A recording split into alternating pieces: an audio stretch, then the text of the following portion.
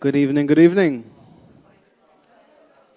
Good evening. Welcome, welcome, welcome, everyone.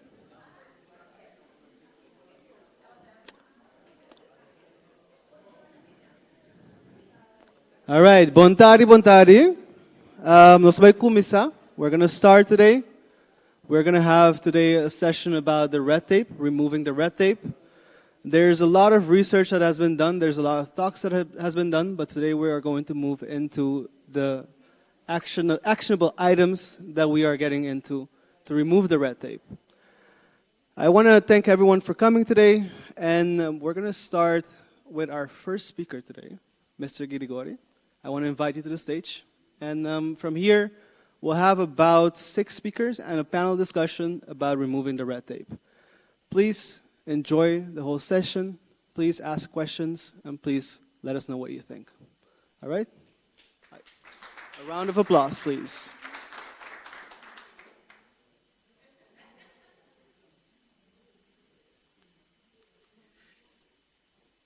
Good afternoon. Actually, I will start, in any case, to apologize for the minister that actually cannot make it for today, but in any case, I will take the place of the minister in introducing this topic from this afternoon. I will just start to give a brief introduction with regard to what we have done, and afterwards, I think Vanessa Touré and the other guests will step in and actually go to the presentation from what did we all did in the last almost 2 years. Actually, to mention, we start in 2021 with 3 research that we make in order to get some data, in order to get some starting point with regard to the investment climate. And besides that, that was one of the research that has been carried out. But besides that, we conduct also 2 other research, which was one of them red tape research and cost of doing business. The idea is, in any case, to lower in the price of doing business of the island, and also give a red tape treatment with regard to those investors on the island. Besides that, we from those 3 research that has been carried out, what we did next is just get an overview from, okay, what are all those actions that have to be taken place, which we identify by that time 64 actually action point that has to be carried out. And besides that, to narrow down actually things that we have to do, things that we have to do of carry out, we just concentrate on starting with 2 actually action that we want to do with regard these 3 topics we choose for the cost of doing business, and besides that we choose also to do something about the red tape. And actually Tamira and the rest will tell in any case what we did, what we are doing right now with regard to those 2 terms that I'm just brought forward. Actually, to start, just to for the expectation, what we are expecting to come in any case, the idea is with regard to the cost of doing business and the red tape that are those that we're going to carry out right now. We start with look from to have someone which is dedicated with those 2 process in order for regarding the implementation. And during the past year, we just start to look for an implementation manager, which we choose one together with our colleague from Holland. In this case, as you know, from the whole process from Landspakket, as has been mentioned, is being carried out from local government together with government of the Netherlands. And actually we make a choice from, okay, to get a dedicated manager, implementation manager to carry out this task. And actually we choose for Tamira Cruz, which will be introduced by Vanessa later on. But in any case, what I want to say is we're going to present in any case today from what are the following actions that will be taking place for the coming months and years. And hope in any case that we can get some interaction with you guys regarding from, okay, those plans that we have regarding the implementation plan, those action plans that we have, and see from, okay, what are those, the views of the most people that are present today. But in any case, to get some interaction to see from, okay, if there are things that we have to put within the implementation phase that we didn't put so many emphasis on it. By saying that, I would like to invite Vanessa in this case. Vanessa, okay.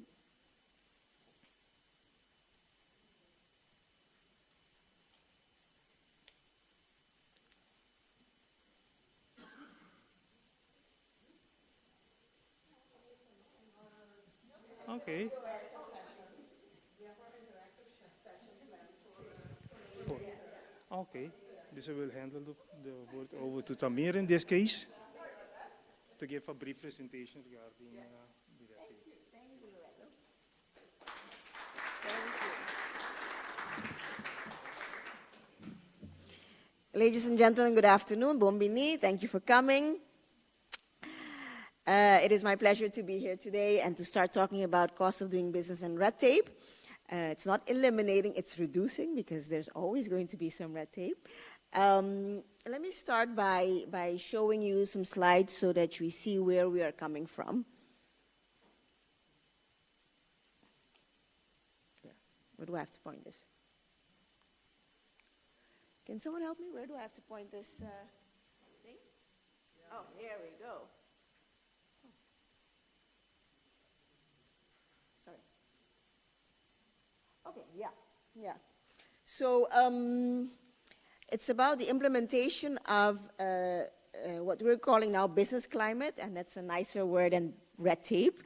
Business climate and cost of doing business. It's part of the Landspakket E63. That Landspakket is, as you know, the package of reforms that was proposed to the Aruba, Curaçao, and St. Maarten some years ago.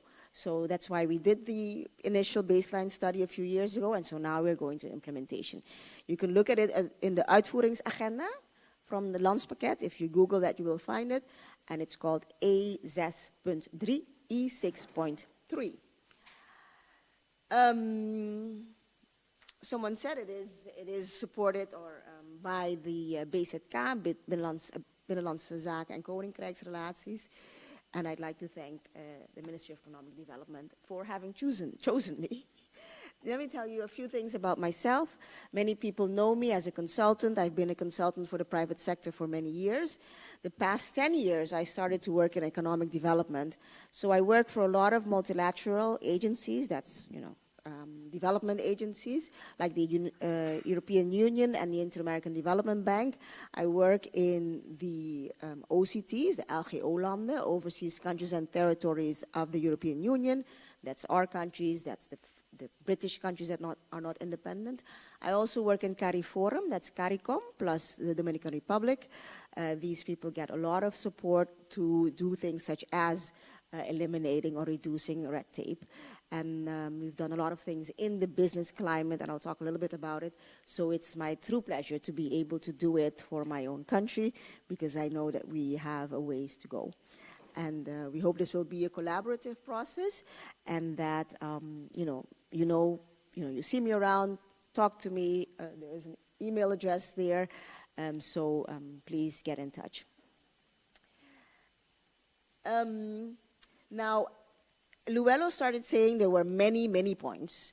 So his special request, Luello is the Secretary General of Mayo. He is the boss, the ultimate boss. All of us here are just talking. He is the real boss. And he said to me, Tamira, we cannot do 64. Let's limit the scope. Let's limit the scope to what we can do in 12 months, because it's the 12 months that the BZK is supporting us for in this first round. So it's 12 months. What can we achieve within 12 months? And that's what we're going to be working on with all of you, hopefully. So we said, okay, so if we have to limit the scope, let's limit it according to the World Bank doing business. Actually, one of the studies was done using the World Bank doing business as a base. Who knows what the World Bank doing business is? No? You do? Who knows? Who knows? The World Bank doing business is a study about red tape, but they call it business enabling, they call it business climate, that they had done for 20 years in more than 180 countries. Now, the world has 193 sovereign nations. So they were doing this in 180 countries, almost all countries. That's except the non-independent countries, autonomous countries such as ourselves. But the methodology is open, so you can just copy it. So we copied it. They stopped it, let me just say this, they stopped it for a few years because also in the World Bank, also in Washington, D.C., there was a little bit of issues about people being, how do you say that, partidario, partisan, taking sides for people. So they just, they stopped it for a few years. And this week, they are restarting it. Restarting, if you go to the website today, there's something different than there was on the website last week. But anyway, you can still find it. And the World Bank has a few steps. A few steps. And the first one is starting a business. And that's really the one that we're going to be working on most in this project. Just for, to not incentivize, but to get you excited, this is a little bit what it looks like. There's a scoring. So they score how well the countries are in starting a business. Many times they say Singapore is number one, right? We know that. Every time, like, Singapore is number one. Now, this is the last one. I think this was 2021. You can see that New Zealand was number one. Georgia in Europe was number two. Canada, Hong Kong, Singapore. And the sixth one is Jamaica. The sixth one is Jamaica. So Jamaica changed their process of starting a business so that they're the sixth of more than 180 countries, number 6. And a few years ago, when we were doing this for the OCTs for the European Union, we called Jamaica, they were at number 4 at that time, to see if they wanted to speak for us. And they couldn't, and the lady said, I said, you know, you guys are number 4, how did you do it? And she said, we were very intentional about getting to number 4. So there are steps that they eliminated, changed, just to get on top. And it's very easy because we know the steps. Because, as I said, the methodology is open. So we're not going to hopefully discuss about it. We know what the steps are. We know which ones we have to eliminate or improve or change so that we can get to the top. So, yeah, you see Jamaica, Australia, Azerbaijan, and Uzbekistan. I like it. Uzbekistan is number 10. Sometimes you make a joke about something happening in Uzbekistan, right? So Uzbekistan is number 10th on the list of 180 of starting a business. So we are going to be trying to get up there. What does it measure? It measures procedures, how many steps you have to take to start a business. It mentions how long it takes, time, how many days all of it takes, the whole process, how many days.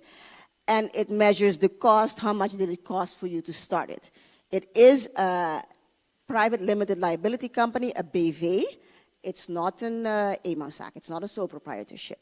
So in Jamaica, there's 2 procedures, takes 3 days, and it costs 4.2% of their GDP per capita, and their GDP per capita is about $5,000 US. So 4.2% is how much? 80?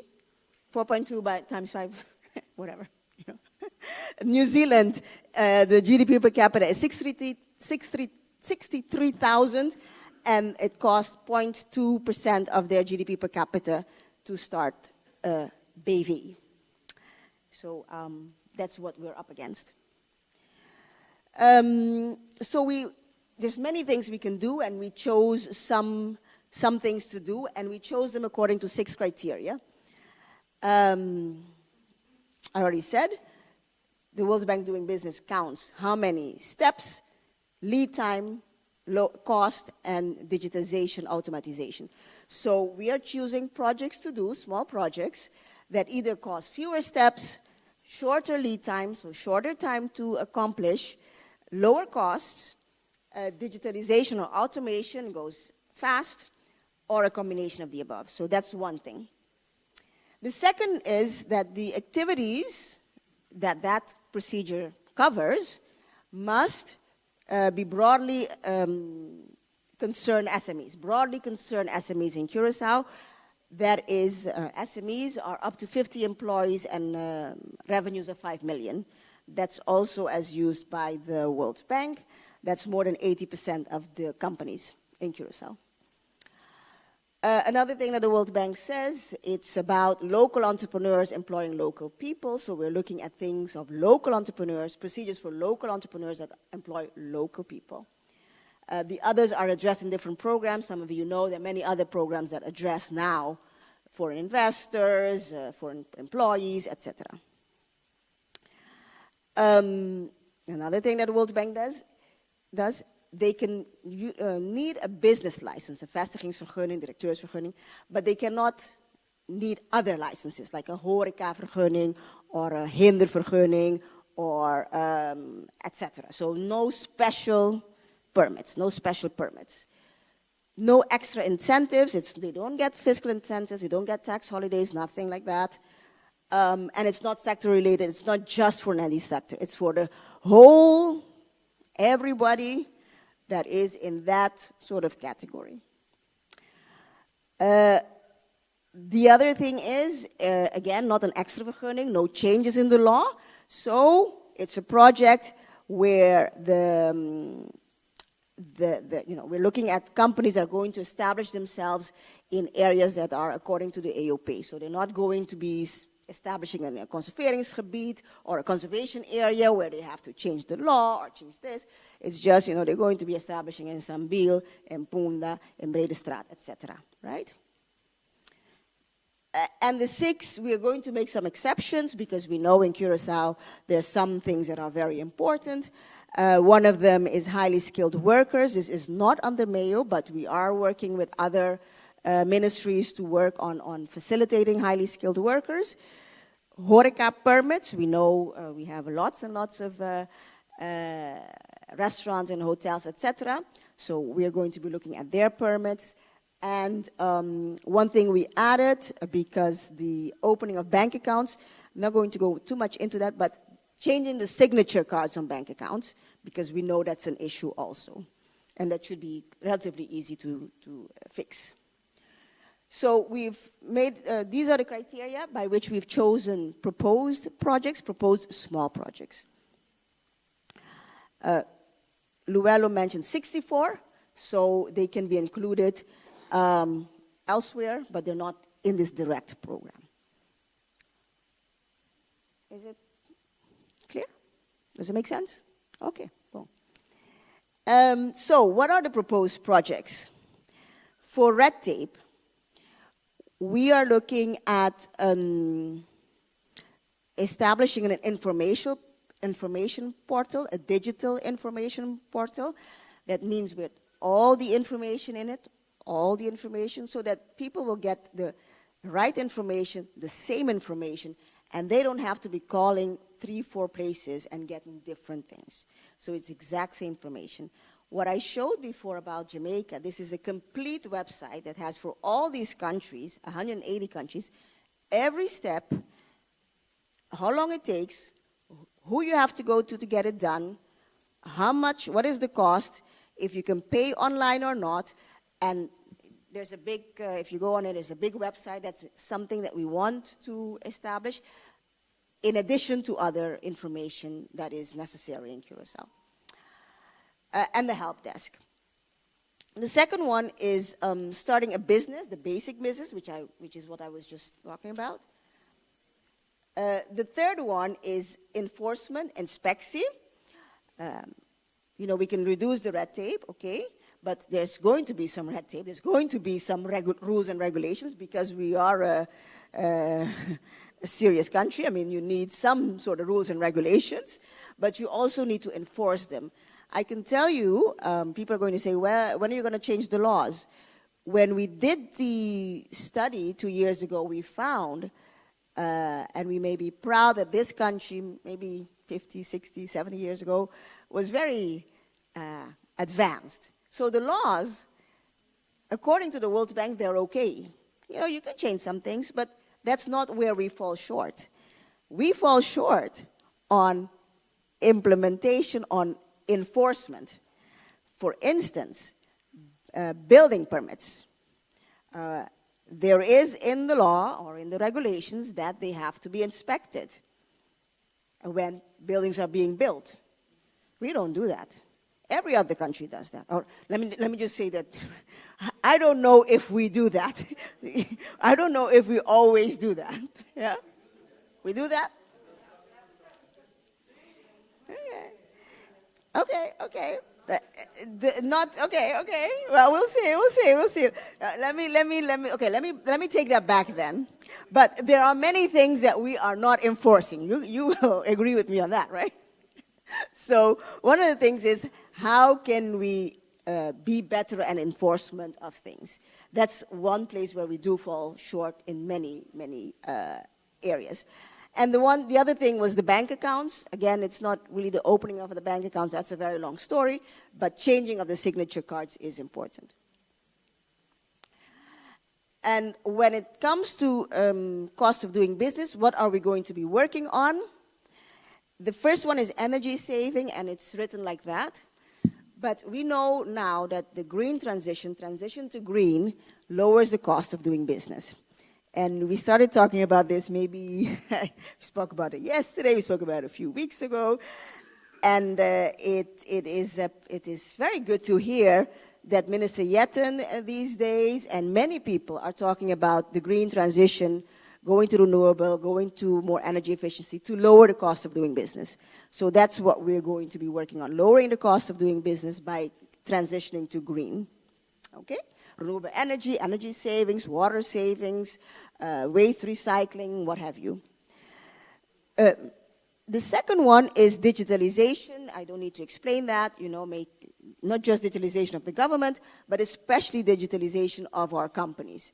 Because when they do their business more digitally, that means they get to further markets, if they do good digital marketing, get to further markets, but they also reduce their cost of operation, theoretically. Okay? The third one is collaboration. We know that that we have a small scale. We always say that, the kleinschaligheid. The scale is small. Now, what that means, and so the cost is high. Now, you need to increase the scale so that your cost can come down a little bit. And often it's the cost of finding out how to innovate, finding new things, how to do it, etc. So what we're trying to do is have companies collaborate so that they can do some things together at the back end. And I know there's been some hesitancy about doing that because people might think they are against the Fair Trade Authority, that it's not allowed. So we have asked also the Fair Trade Authority to speak to what is possible. Collaboration to increase the scale is very important. I just saw the Minister of Economic Development here, Saintje, with Minister Saintje with the Minister in Aruba. They signed an agreement not yesterday, 2 days, last week, to work together to increase the scale and to lower the cost. I can go in very much detail, but let me leave it at that. Then there's certifications. Certifications means a certificate is almost like a diploma, but it is things that, like ISO certification. When you do an ISO certification, that means that you're running your company, running the business in a way that is very structured.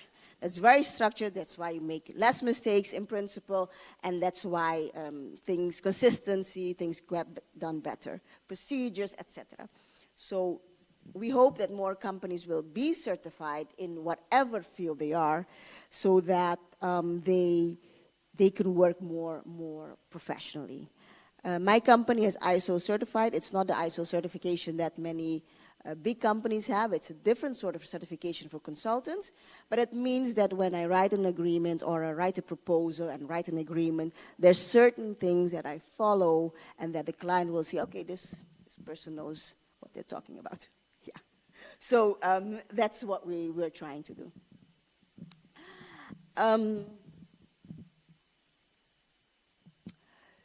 That's what we're trying to do.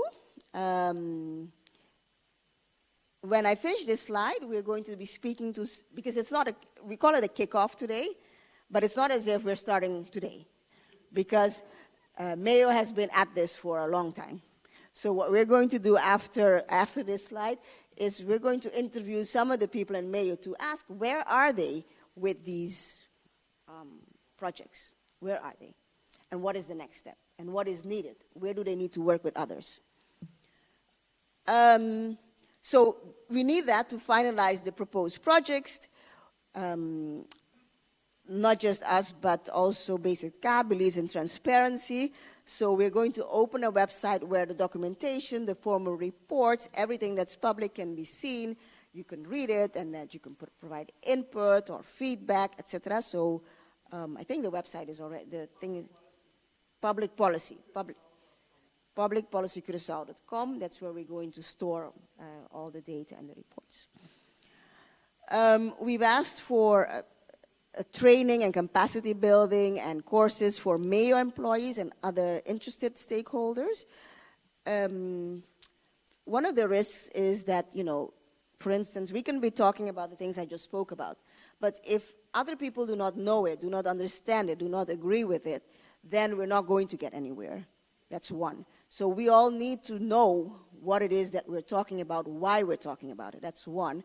And second, so that we agree on where to go, but also so we have more people to work with us. More people who know what the principles are, the basic principles, what we're striving for. As I said, the World Bank is starting again. We're not going to be on their official list, but at least we have to work in that direction. So we intend to develop a budget and a whole program by end of June, so we can submit it to Basic K so that we can get the more resources to implement some of these plans.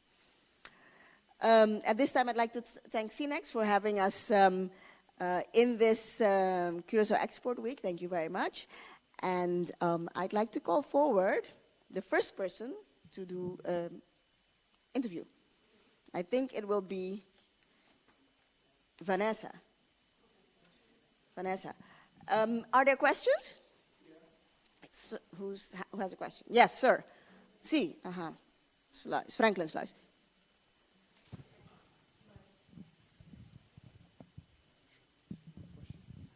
Thank you very much for the presentation. On your previous slide, there's one item that drew my attention. I was asking, how are you going to deal with that? There's bank accounts. There's the word, I wouldn't use it here, what it is for a company or a startup to open a bank account in Curaçao, while we have to comply with a lot of rules and regulations put on us from whatever banks. While you go in Anguilla, you can open a bank account in 2 days. You go in Delaware, you open it in 2 hours. London, you open it in a few hours. In New York, why is it that in Curaçao it takes you almost 3 to 4 months, exposing all your information without being able to open a bank account? That's a very good. Some of you were at the seminar of the central bank but also a few weeks ago, and that was already a point. Let's talk about it. I don't know, Billy, do you want to say that? All right. Okay. Okay. So that's it. Billy will talk to it later. No, I didn't hear the answer. Billy Jonker from the Chamber of Commerce will speak to that in a little bit. Okay. We're going to interview him too. Okay, thank you. Any more else? No? Okay. See. Uh-huh. And it's very clear. What we would like to see if there's a timeline to this, because we've seen a lot of talk in the past, and I think it's time to do things. So do you have a time frame for this?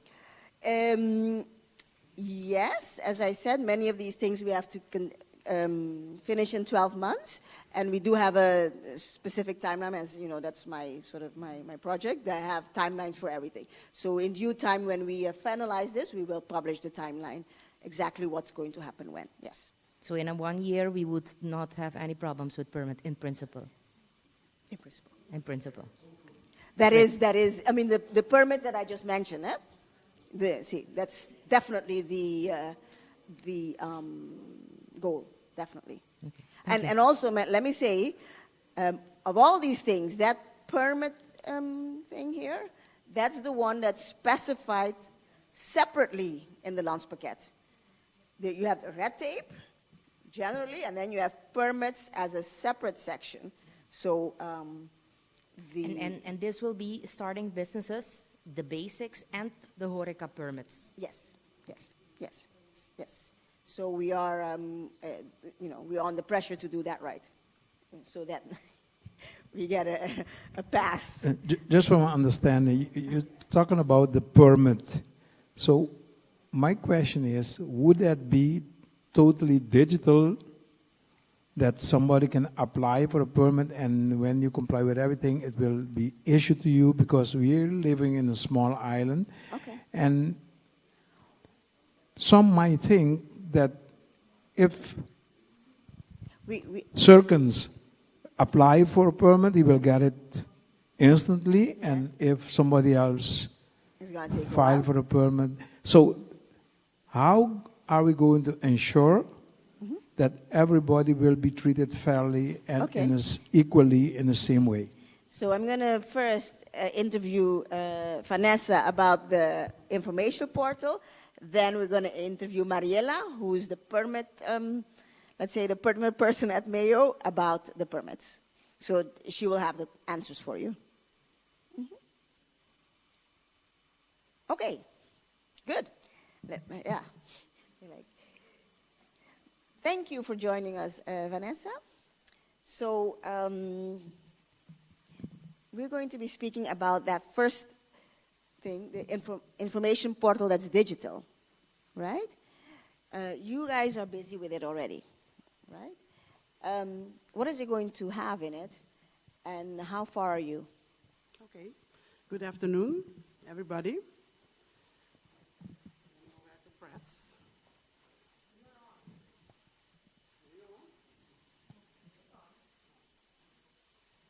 Hello? Yes. Thank you. Well, you know, Tamira, we are busy with many things, and I want to just give a short wrap up of what we are doing, and then get to the point of the portal. So we have this national export strategy that we are implementing. It is geared towards 6 specific sectors that we are promoting.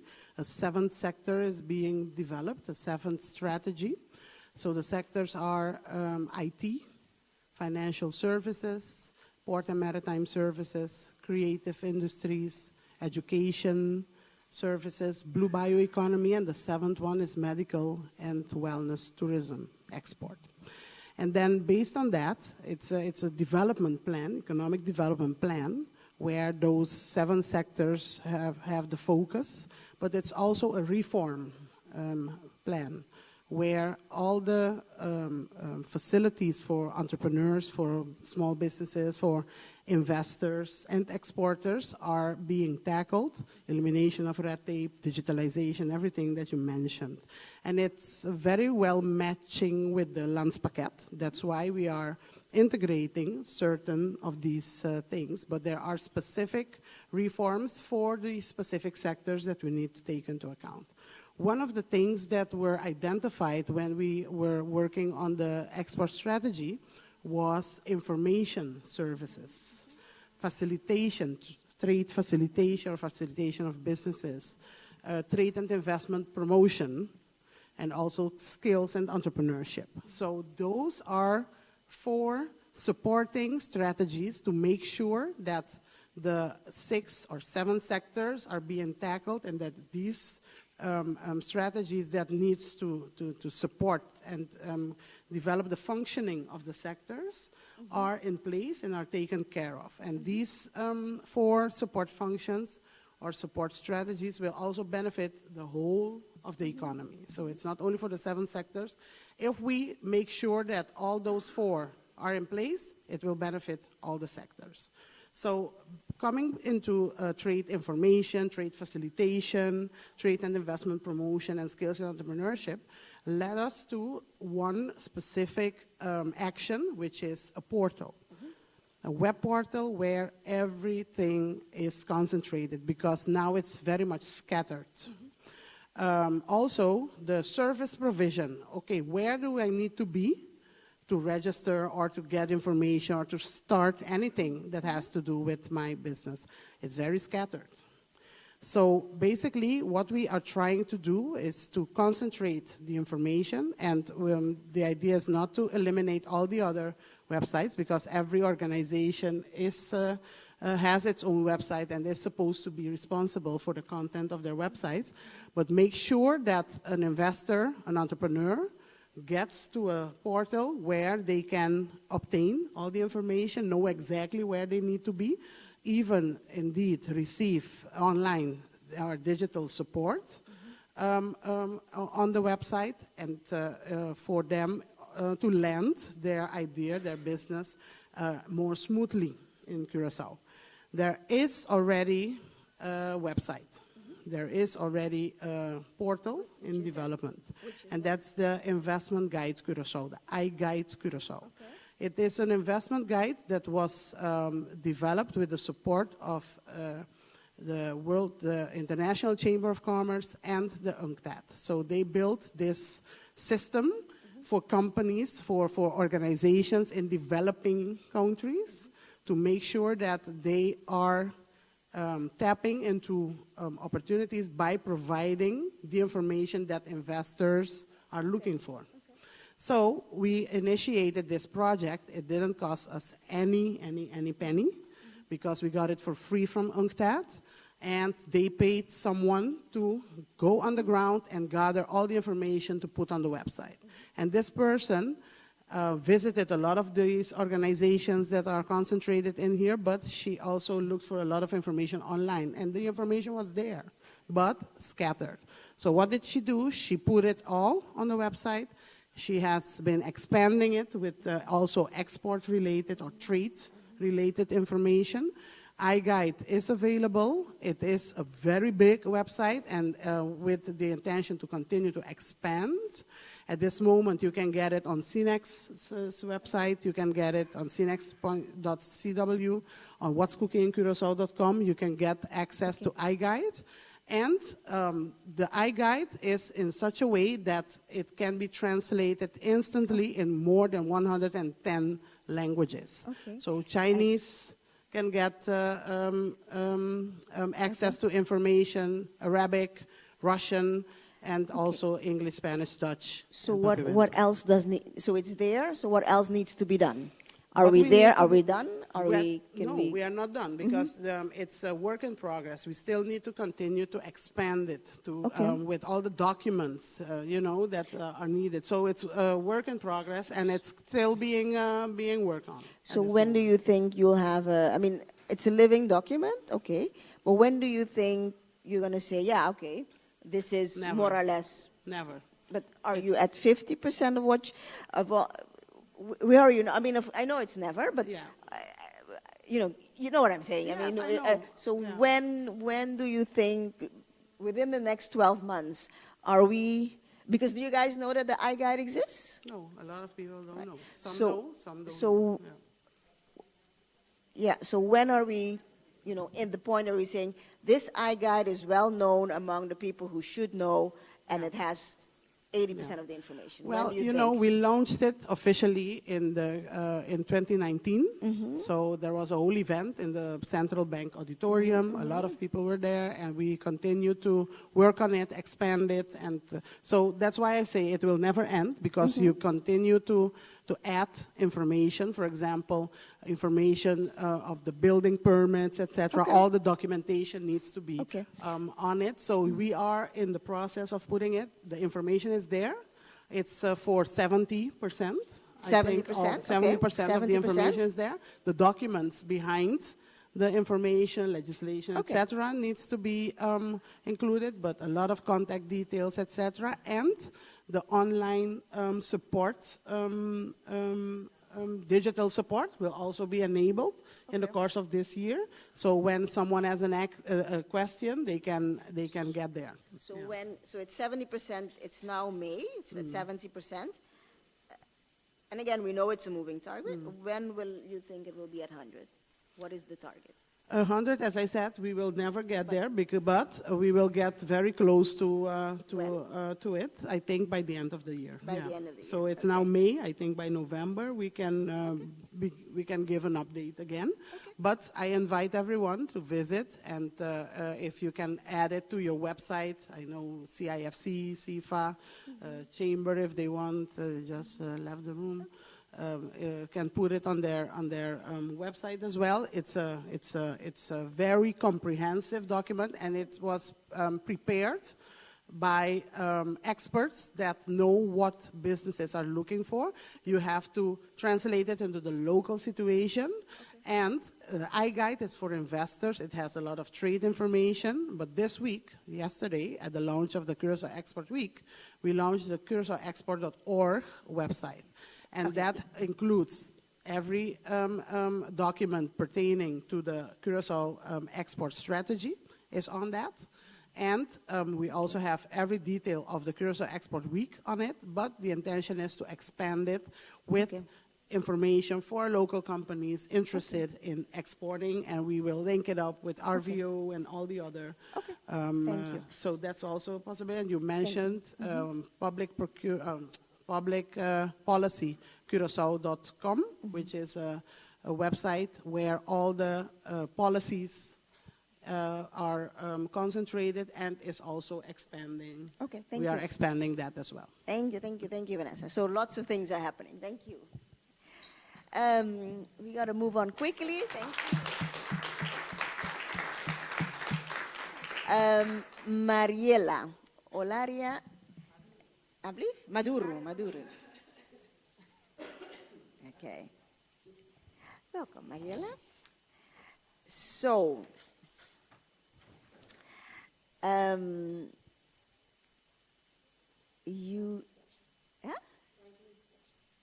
Franklin's question, but also I don't know which one you want to answer first. You sent me a document about something about a ministeriële regeling that you are working on.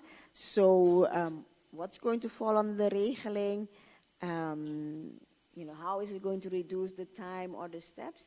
And of course, you can answer Franklin's question. You can do it short. Okay. Yeah. Hello. Before I start, I want to give just a small explanation because we have a department at our ministry. No, we have a sector, the sector ondernemen, business services division, and we have a department that have all the permits, economic permits on it. The vestigingsvergunning, horecavergunningen, standplaatsvergunning, ventvergunning, en e-zonevergunning. All those permits at our mail. As Tamira said, there are a lot of permits, like the building permits. It's not menu, but it's very important because I try to make an inventarization of all the permits we have on the island, but I stopped because we have too much permits. It's too many. So that's why we want to say, okay, let me concentrate on the permits that regards mail. Our permits, because verbeter de wereld begint bij jezelf. Everybody's talking about red tape. When I started at the ministry, I said, okay, I will finish the red tape. Last week, the minister said I give up because we had the podcast, and I said in the podcast, red tape will never stop.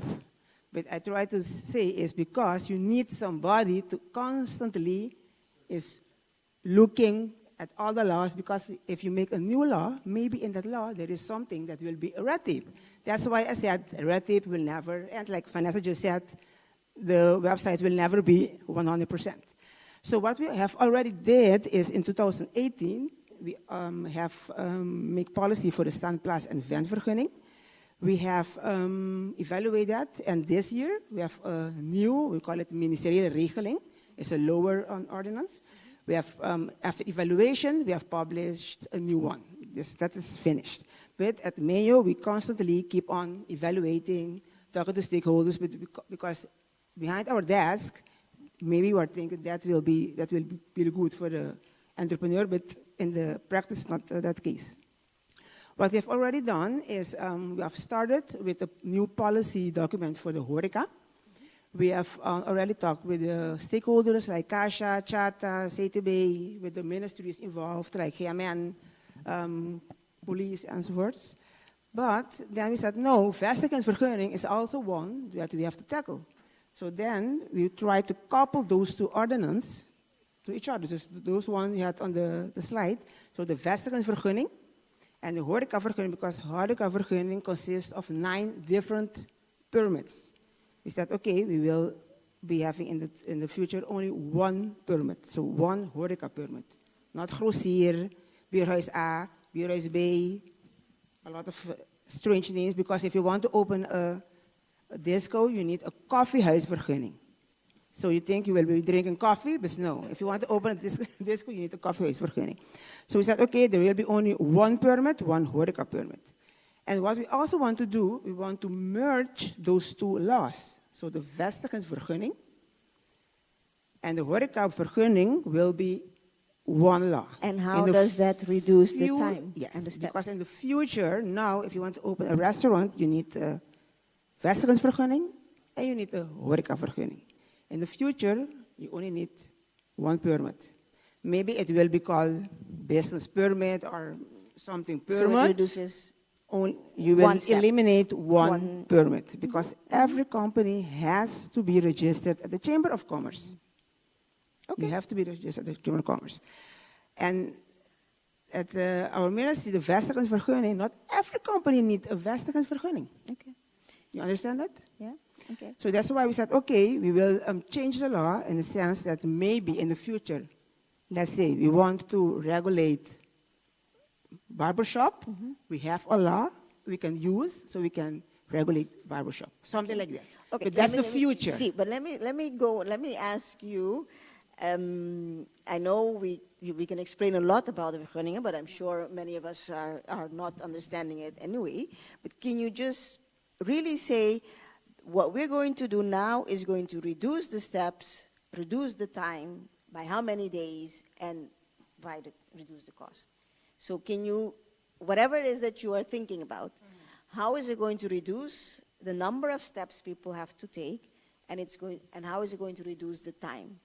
Okay, and by how many days? How many days? And I can say now how many days, the horeca, because it is still a challenge. But what we want to do with the horeca permit, we want to include some of the conditions in the law. So the company has to comply with all those regulations, and all the entities afterwards will go and check if, okay. I'm going to, you know? Yeah, I'm going to. You understand what I mean? Yeah, but I'm going to, and I didn't do it with Vanessa too much, but I'm going to do it with all of you. Can you make it simple for us? How many steps, how many days? I know you're going to include it in the law. Okay, cool. But, for us, it's okay. Let me try to explain. How many days is going to, and how many steps? If you can. If the current law doesn't say you have to finish it in 3 months, but if I count all those steps in the current law, maximum is 3 months. But real life is sometimes 1 year, 2 year counting. So if we manage to give a permit in 3 months, like the current law says, for the horeca. And how about the other ones? The regular ones? The horeca is the one that is the headache now. Yes. Yeah. And the vestigingsvergunning, because I didn't finish. Okay. the vestigingsvergunning is when you change the law, you don't need a vestigingsvergunning anymore. Okay. That's the difference. So Because we so- don't have vestigingsvergunning for the so when companies. you change the law, which may or may not be this year. No, In this 12 year months. it won't be changed in this year. But So- that's why we're working on a ministeriële regeling, that's a Yeah. lower degree, Yeah. that we will change. Because, like Samira said, our laws are very good. Oh, good. Okay. Okay, so that's why we said, okay, maybe we can come with a ministeriële regeling and to change some steps that we are doing now. And one of them that we want to do is we want to eliminate the directievergunning. So now, we want to say, okay, we will ask for some requirements to comply with, but we only will give one permit, one vestiging, and we want to give that in 3 to 5 days. 3 to 5 days. In the current vestigingsvergunning, they make a distinction between local people and those from abroad. Is that also eliminated? No, because to eliminate it, you have to change the law. That's why I've tried to tell to Tamira, to change the law is very difficult. What we want to do is what we can do now using the current law. And then we can make some changes with the ministeriële regeling. It says the minister can make some amendments that we can, ministerial degree. Yes, Okay. that's the correct name, ministerial degree. It's a lower, you understand Okay. that? But- And what we want to do then to try to give the permit in 3 to 5 days. Okay. That's the With one the- with the that's the one that's with the shortest. That's shortest. Yes, And then the horeca, you're talking 3 months. When we change the law. When you change And the law. now what we want also to do to Yeah. see what we can change also with the ministerial degree. You know, so it's like, Okay. you know, Wrong. Okay. a side step to, instead of waiting for the law, we will try to see what we can change now. Okay. Okay. Can I just comment one thing? If I listen to you, I miss a Okay. lack. Who's talking? I'm This from- lady there. Yeah. Oh, excuse me. Yes, I'm from the FIU. I'm Astrid Strijk from the FIU, and I was involved in helping to deliver a support to the National Risk Assessment Report. This report is currently published within the Ministry of Finance. I would like to suggest when you are making the amendments, please connect with this report, because there are some sectors that are quite vulnerable for money laundering. And money laundering sometimes starts with those investors that you do attract. So you might make things easier for those people to invest, but are you aware that you have to look at least mitigating these risks? Yes, because like I said, for nearly every company, to operate you need a second permit. So to operate a restaurant, I can start a restaurant with only a vestigingsvergunning. I need the horecavergunning. To start a bank, I need another permit. To start like a crash, a kindergarten, I need another permit. So for nearly every kind of company on Curaçao, you need another permit to operate. So the question is why I need the vestigingsvergunning, and for nearly every company, I need another permit to start my business. That's hopefully I have answered your question. I think it's a good point. Let's do a small question, because otherwise we go too much into detail. That was not the idea. Thank you for the- Really high level, you know, you're changing things, and we're going to change the things so it becomes, you know, so much shorter, or, you know, so much less expensive or more expensive.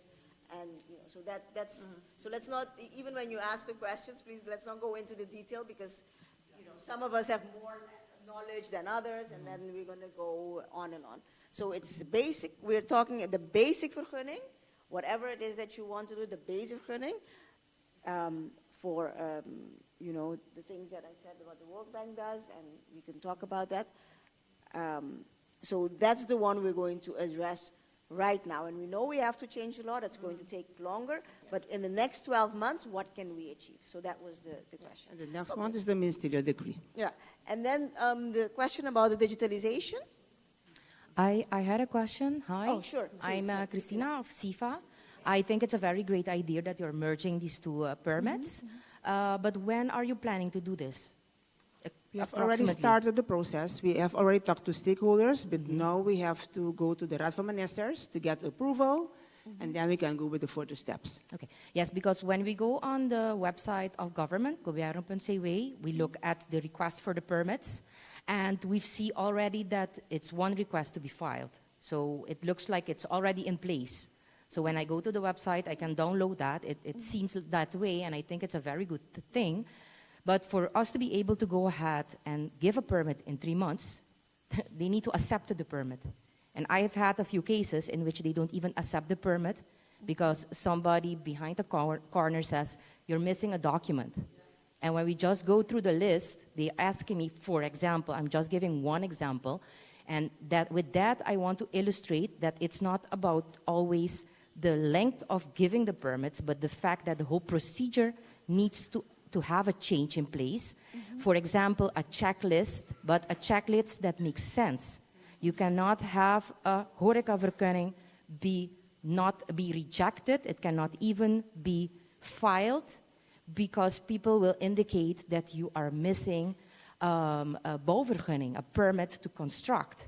And we are talking about a monument that was established and was built in the 1500s, 1700s. So, you know, I think that before changing any process, we also need to change the people that are, you know, getting the permits in place for them to understand the logic. And with that, I really, and for SIFA, it's one of our targets to help with the permits and the processes. And it's nice that to have this conference here. But as I said before, it's great to talk about these things, but I'm more into doing. So I would really, as SIFA, we applaud this initiative, and we are there to support in any way that we can. But I would really don't want to see only a timetable be changed, but also the procedures adhere to that. You know, be able to file things online, not being able to do the same documents every year. I'm talking about the establishment permits for individuals. And those types of things to facilitate investors. I cannot have an investor, I cannot explain to an investor that I could not even file the permit because somebody did not even understand that the document that is specifically requested is obsolete in this case. Yeah. Okay. And with that, a lot of other examples. So I applaud the initiative, but I think we should stop talking and we should doing and with implementation. And if that's going to be a transparent process, nice.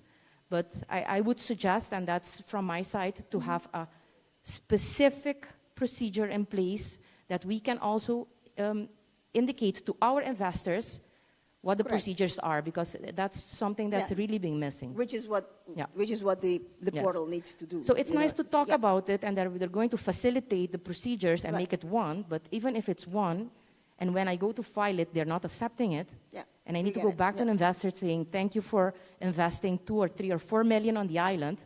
We really appreciate it, but I cannot even proceed with filing a horecavergunning. Okay, Thank you. I want to react very brief on what you just said. It's a nice example of what you just said about red tape. Because first WZ was the one that was issuing those permits. First, you have to ask an advice at ROP. To change that, we said, okay, instead of asking advice, let me cut it and ask the bouwvergunning. So we thought, okay, it will be easier instead of waiting for ROP. So if you have the bouwvergunning, we don't have to ask advice to ROP. So that's why I said it's a continual process to think, okay, what's the best to do to serve the client best. So thank you. Yes. Thank you for that. And in the past, we as SIFA have also contributed with a lot of reports and commissions. So I'm very curious if there has been any updates on that, because, you know, we have all these commissions in place assisting with a lot of initiatives. But it's nice to see that coming back and to see that the initiative and the commissions that were in place and the people that invested their time, that you did something with those reports as well. Is that something that will be made available in the future? Available in the future? Yes, for example, we will put them feedback, on that website that we're talking about. We've looked at the legislation. We provided with feedback what needs to be changed, simple steps to change it. We've been with 10,000 Yeah. commissions Yeah. involved with this, but still we are talking about this. Yeah. So We're going to be putting all of that we said we're going to make a website so that everyone can see all the reports and look back at it, because it's a good point. So that's one of the things that we will be doing on publicpolicy.org. Yeah. Thank you. Good. Okay. Did you want to say a very brief thing about, because we are running late, about the digitalization, which was Mr. Slice's Oh, yes. very brief. Yes, actually, it's a project, BPD, Ministry of BPD, is the project owner. But as MINO, Ministry of Economic Development, we are one of the ministries that have all our permits in the new ZAC system. It is zacsystem.nl. When you go online, you can search for it. It's a system they are using in Holland. I was told that the 28th of June, they wanted to launch it. So don't pin me on the date. I've checked it before I came here.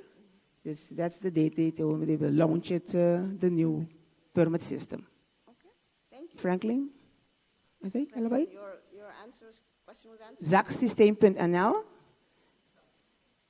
Zacsystem.nl, that's the new system. They are building all the permits in it. And they told me 28th of June they will launch it. Now we are testing all the permits. Thank you. Thank you, Manila. I still have a question on the permit side. For instance, let's say if I apply for tax holiday. Can I just jump in there? Yeah. We just said we are not going to be, the program does, I can go back. The program does not address, we just explained what the program addresses. It does not address tax holidays. It does not address any of those special incentives. So we're just talking about the basic company, which has the basic vestigingsvergunning and directievergunning and horeca. Well, that's it. So let me explain the purpose of my question anyway, because my being here is because I really wanted to understand how you're going to deal with the process from red tape to red carpet. That's my purpose of being here. And as Mariela mentioned, there's a lot of permits you need.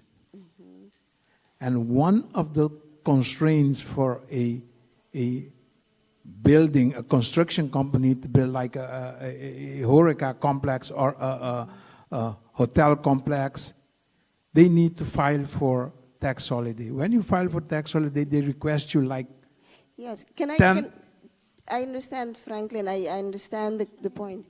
But we really, because otherwise we get very, very far of the thing. We just said we're going to be dealing in this year with the basic vergunning that does not need extra stuff and that we can continue in 1 year.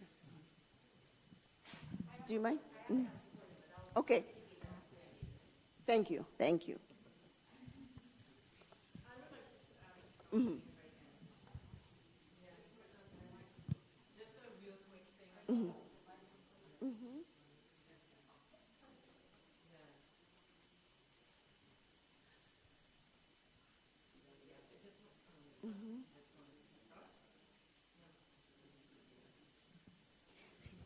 Yeah?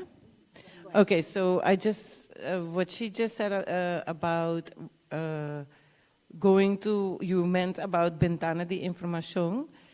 You said you need to replace the people, but actually my advice would be is to educate the people, not replace the people. Because sometimes I feel that a lot of things are miscommunicated. And I feel it's only because of the lack of education. And I don't mean it only on the employee side, but I mean also in the private sector side.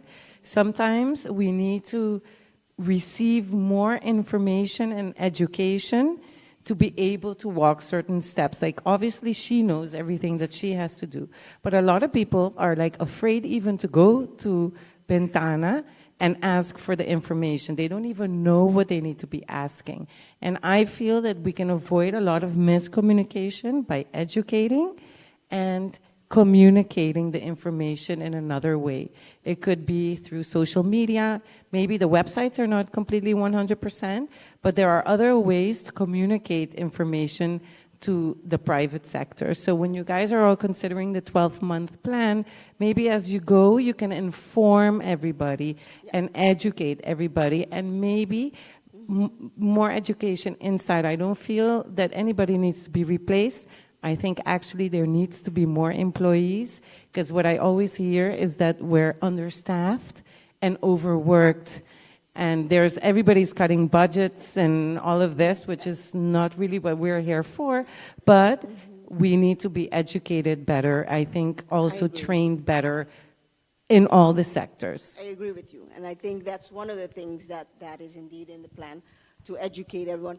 One, through making the information more available, and two, to make them aware of what the information means. Yes, thank you. Thank you, Mariela. We need to move on really quickly because otherwise we're not going to finish. I know there's a lot of need to talk to many, many things, but because often we talk about so many things, we never get done.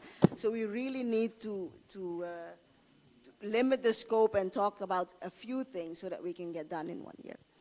Billy, thank you very much for accepting our invitation. Thank you. Bon tardi, Okay, bon tardi, bon tardi, Selena. bon Good afternoon, tardi. everybody. You have the questions. We have 4 topics that we're going to talk to you about. 3, right?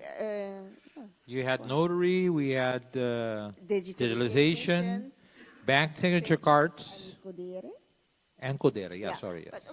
But really quickly, Yes. Billy, I think you have it written down, so you can just say. So one of the issues is one of the entities busy or involved in starting a business is a notary, right? And we know that the notary sometimes takes long to get done, passing your charter at a notary. So what are you guys, I know you guys are working with the notaries. What is the next step? Where are you? Well, the notary problem is a huge problem for our economy. Nothing can get started mostly without notary papers. So when we identified and we kept on hearing people were having problems with it, we approached the notaries. And everybody goes and says the notary is the problem. That's not the case. They don't have enough staff. But we also identified a lot of other things. The biggest one is know your customer. Know your customer, for those who don't know, is when somebody comes in and does anything, you have to know everything about that person. I was joking to somebody, I said even their underwear, but that's how bad it is. And so what we did is we contacted FIU through the Minister of Finance. We've had meetings in the past to see how we can make this whole thing much more faster. I must tell you, there's a system that's being used in Aruba and Holland. Because what happens is when somebody goes and wants to start a business, the first thing they want to do is open a bank account. So they go to the bank, they open an account, the bank does all the checking, and then they go to a notary. The notary does the same thing. In Holland and in Aruba, if the bank checks, most of the things will be accepted. So that's the idea behind it. So we don't have to go through this whole system every time. Very good. There are also some small problems in government to get the information like Kranchi and stuff like that. We're also working on that. So it's a process that I'm very positive with because it's working. We left it to the notaries to handle alone, but we said let's get involved and see how we can help the whole thing. So as Chamber we did, and now CIFA is involved. Now we have CAFC involved, we have VBC involved, so everybody's there because this is a major problem. People don't understand how big a problem this notary thing is for the island. People that want to buy houses, people want to buy buildings, people that want to build something.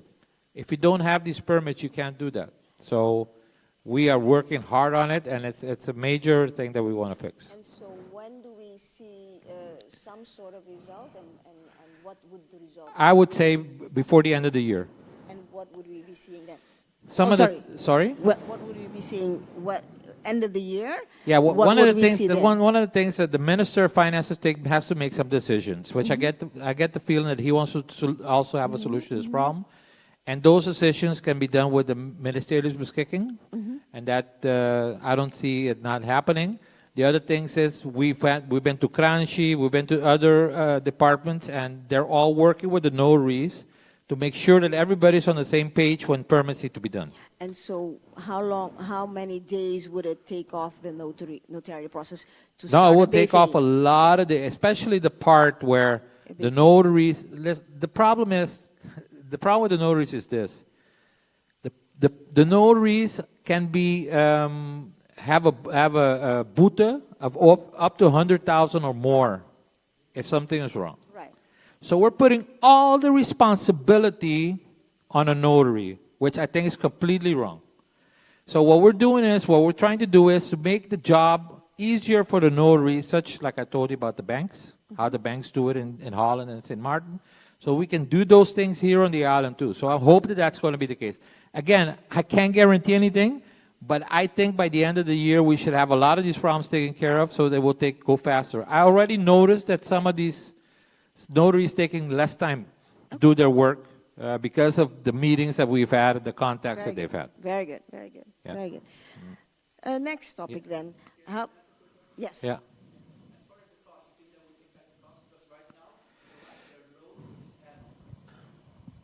Right now, the cost for a notary process is relatively expensive if you look at it globally for Curaçao. It's not inexpensive at all. So I guess if you take off the load of the notary, would you think that would impact the cost? No, I don't think so. I think you have to understand one thing. A notary in Holland or a notary in Aruba, notary in Curaçao almost have the same amount of money. If you go to the U.S., anybody can be a notary. So, I mean, there's no studying, there's nothing behind it. So these guys are like doctors. They have to go through a whole process, spend a lot of years, and, you know, they have to charge for it. They have a whole office that they have to work. So I don't think there's going to be a... An international Yes. agreement. So Yes, it's not, they are fixed. the rates are not... well, I don't know if it's international agreement. I think it is? Yes. Okay, yeah. Okay. Oh, I don't know that either. Okay, good. Thank you. Yeah. Next one. Digitalization of the registration at the chamber. Okay. What are you up to? There's a process going on. I heard Mr. Sluis asking, why do we need to know everything? Well, Mr. Sluis, get ready. There's something called UBO register that's coming up. That's being worked on right now by the Ministry of Finance and the Chamber. And other parties like FIU, OM, and all those things. In the future, there's going to be a registration where you have to register everything about yourself or anything that you do. Now, the Chamber was busy with digitalization, but seeing this and being requested by the Minister of Finance for us to also take care of this UBO register, we decided to, the UBO register, which will be done probably in 6 to 8 months to start running, we decided to hold off the digitalization. Now, that doesn't mean that you have to go to the Chamber for everything. A lot of people don't know this, but you can go online and you can order anything you need on the Chamber, pay online. They either email it to you, we either email it to you, or you can pick it up if you need. Now, what happens is some companies that request the original documentation. We can't help that. And we've spoken to banks, and next to that, there's something called digital signature. Curaçao doesn't have a digital signature. There's another thing in Holland called DG whatever.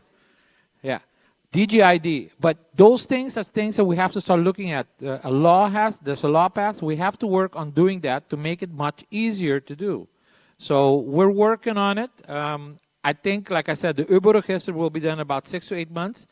And right after that, because the UBO register is going to be very important in the totality, we will finish digitalizing our chamber registration. Yes, but again, please be advised: you do not have to go to chamber for everything. People even go to pay for the chamber. You don't have to come to our offices. You can do a lot of things online. And we've registered 700 companies during COVID online, so you can register a company online. Well, that's another thing. It's also frustrating for me, like it is for everybody else. The UBO register or UBO or Know Your Customer is a law, or it's not a law. It's a world regel that's going on by FATF, OECD, and all these guys. Next to that, the bank have to have a corresponding bank. What is a corresponding bank for those who don't know? It's a bank where you can buy dollars from, or get dollars, or do transactions internationally. So it's very frustrating. Like Mrs. Floyd said, you can go to Delaware, you can go to anywhere in the U.S. and open a bank online. Here you can't do that. And it's something that if we do not do it, we'll be blacklisted.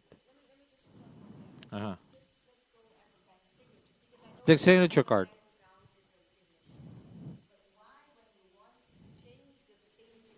Microphone, please.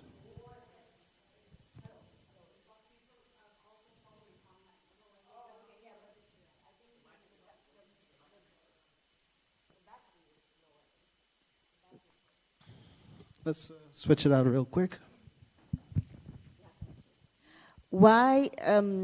Yes. So when you want to change the signature cards, you have to go to each bank and send the same amount of documents to each bank separately.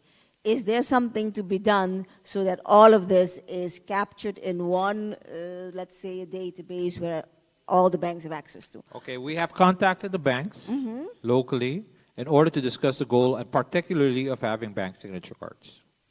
KYC requires banks to identify new customers on a face-to-face basis.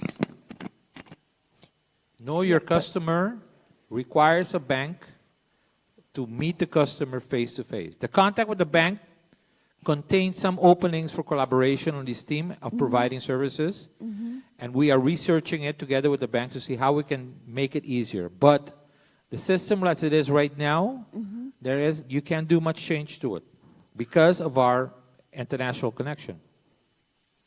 Knowing your customer.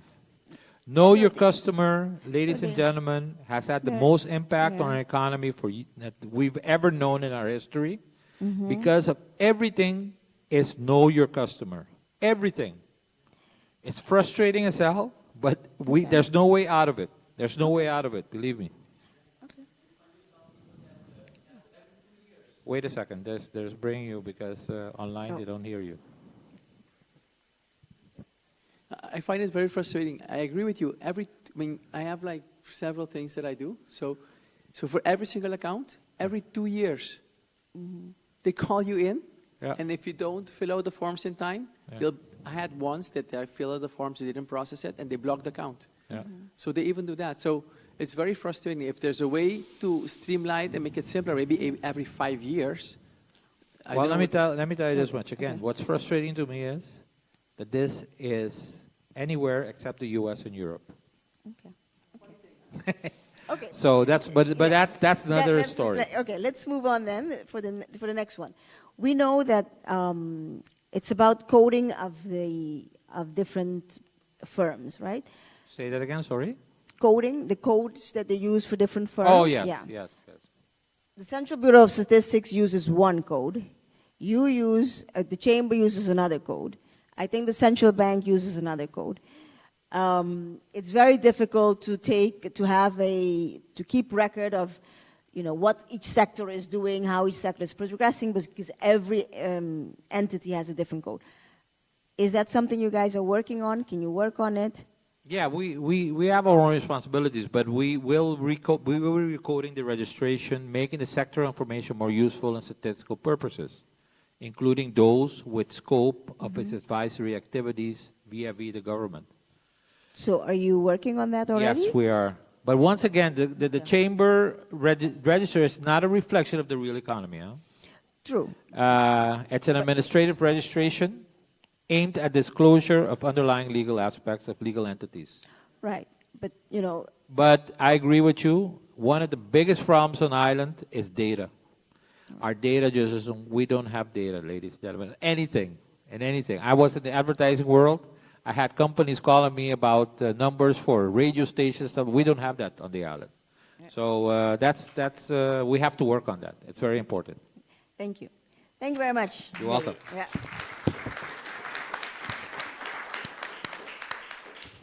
I want to call forward the last person in this round is Ronnie Cornelis. Are you here from Inspectie?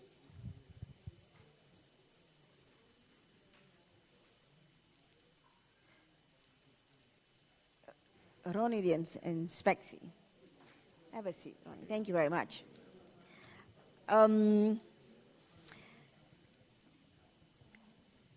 Good afternoon, everyone.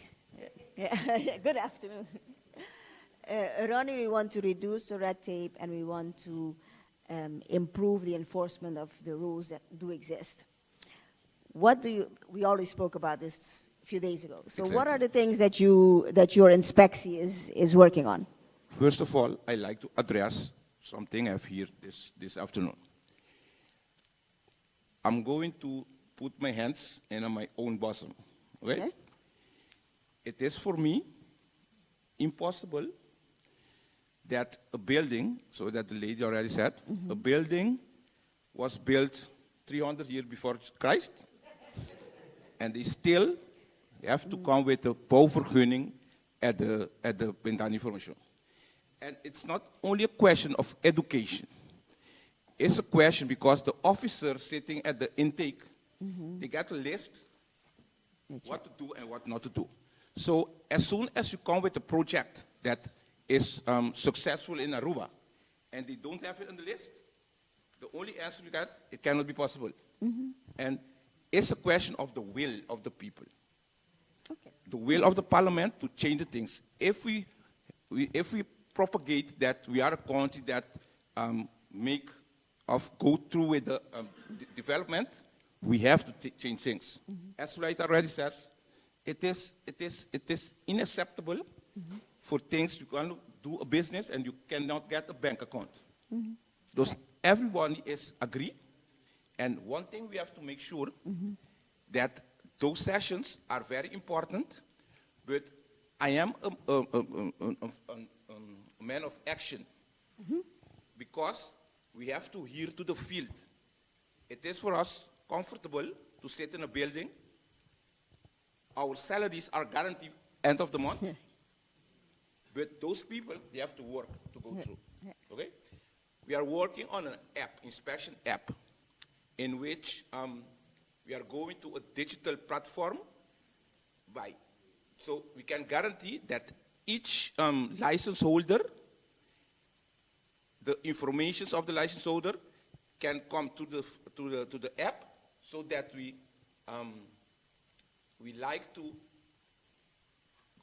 go more often to the people that not comply. But the people that still comply, it's not necessary to go there every month or every 3 months. As a matter of fact, we can check from inside who is who and who has a license, yes or not. But to go in the field is to ensure that the goal asking for the license, you are complying with. Because you cannot ask for a license to sell fruits and vegetables, and coming there you are selling electrical supplies. Oh, I see. That's the reason. Yes, okay. The app is going to give us more advantage and less burden to the people. Because, everyone is supporting that and I agree that control must be in place. Yes. But everyone is saying to us, I like control, but my neighbor, not me. Yeah. No? And you have already been working on this, so it is an app that enables you to see what the licenses are of each person or each company that they're supposed to have, whether or not they're in agreement still. And it's probably a very simple thing you guys told me. When will it be done, you think? When can it be done? As soon as we get the money in place. Okay. Because we are relying on you right now, yes? Okay. As soon as we get the money in place. But can we say that by the end, today is in May, by the end of the third quarter, if you have the money? Yes, if you can get the money for us by the end of the third quarter. Okay. No, for sure, yeah. Okay. And then you said something about Eikwezen, about the the Bureau of Standards. The Department of Measure and Weights. We do inspect every equipment that are commercially used for measurements of weighing. I can say a practical example. If you go to a pump station and you ask for 20 liters, you have to be sure that you get 20 liters, not 19 or 21. So to protect also the provider as the consumer, we have to inspect and I don't know the palabra for No, calibrate, no.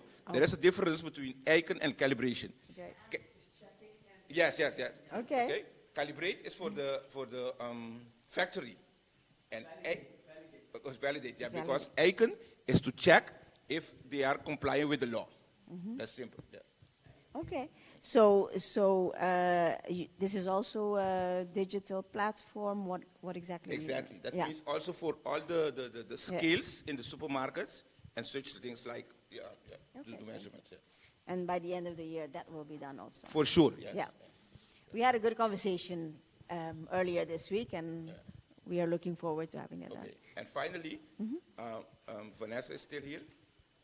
We like to considerate the allegations of the audience and take them in consideration because they are the business moving the island. Yeah? Okay, thank you. Thank you, Ronnie.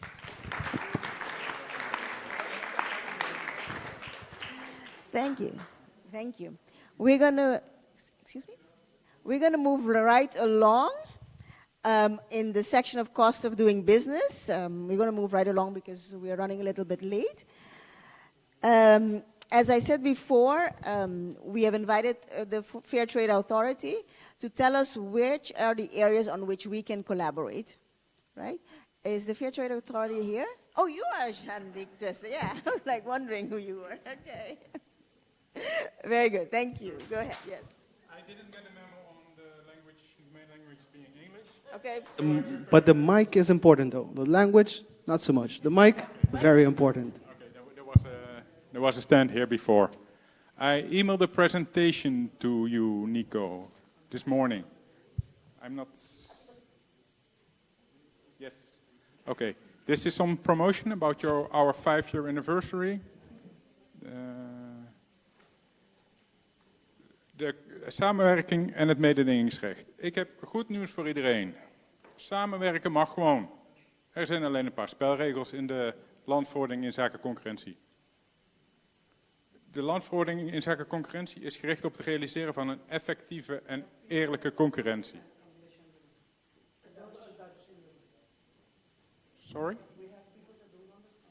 Sorry, the memo said the main language would be Papiamentu. Papiamentu wouldn't work for me, so I prepared everything in Dutch. I can try it in English, but the law is quite strict. The law is quite precise. So everybody who doesn't speak Dutch or doesn't understand Dutch, I refer to our website. There, all the information about the FTAC is available in all 3 languages of our beautiful country. I don't want to do it in English. I didn't prepare myself to do it in English.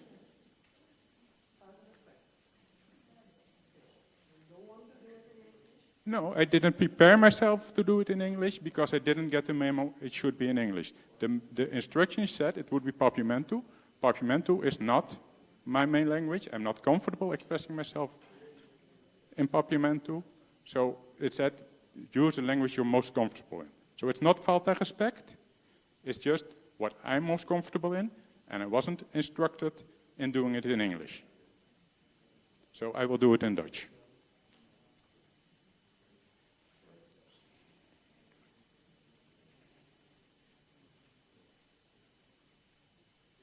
Thank you. I will continue.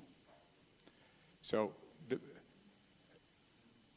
de main rule, de belangrijkste spelregel van de landverordening in zaken concurrentie is dat effectieve en eerlijke concurrentie van belang is voor Curaçao. En daarbinnen kan gewoon iedereen samenwerken. De landverordening in zaken concurrentie kent 3 regels. Het verbod op kartels, het verbod op misbruik machtspositie en de verplichting grote fusies en overnames te melden bij de FTAC. En met name bij samenwerking zijn kartels van belang, omdat afspraken tussen ondernemingen kunnen ertoe strekken of tot gevolg hebben dat de concurrentie wordt vervalst, beperkt of verhinderd. En dat kan eigenlijk al heel snel het geval zijn wanneer er informatie wordt uitgewisseld. Binnen de landverordening in zaken concurrentie onderscheiden we hardcore kartels en niet-hardcore kartels. En hardcore kartels zijn altijd afspraken tussen concurrenten. Dus afspraken tussen ondernemingen die niet concurrenten zijn, dat is veel minder strikt dan afspraken tussen concurrenten.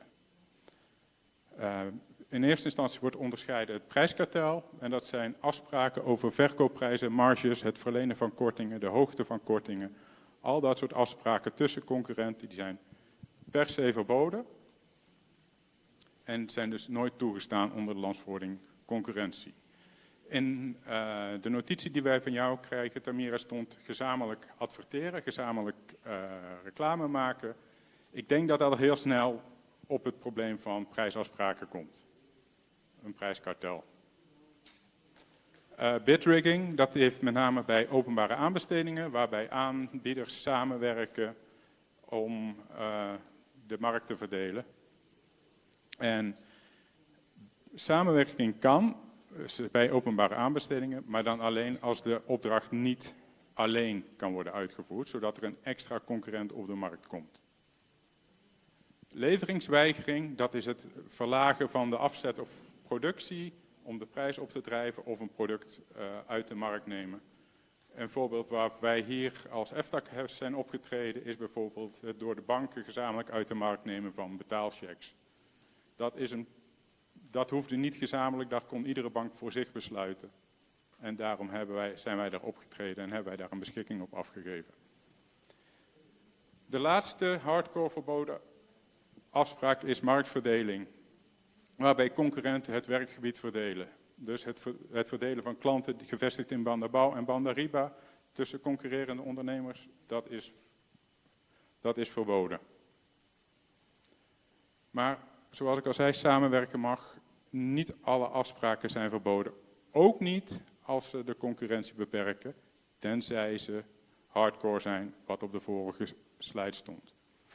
De landsverordening kent een drietal uitzonderingen. Bagatellen, dat zijn overeenkomsten van geringe betekenis, een ontheffing of een vrijstelling.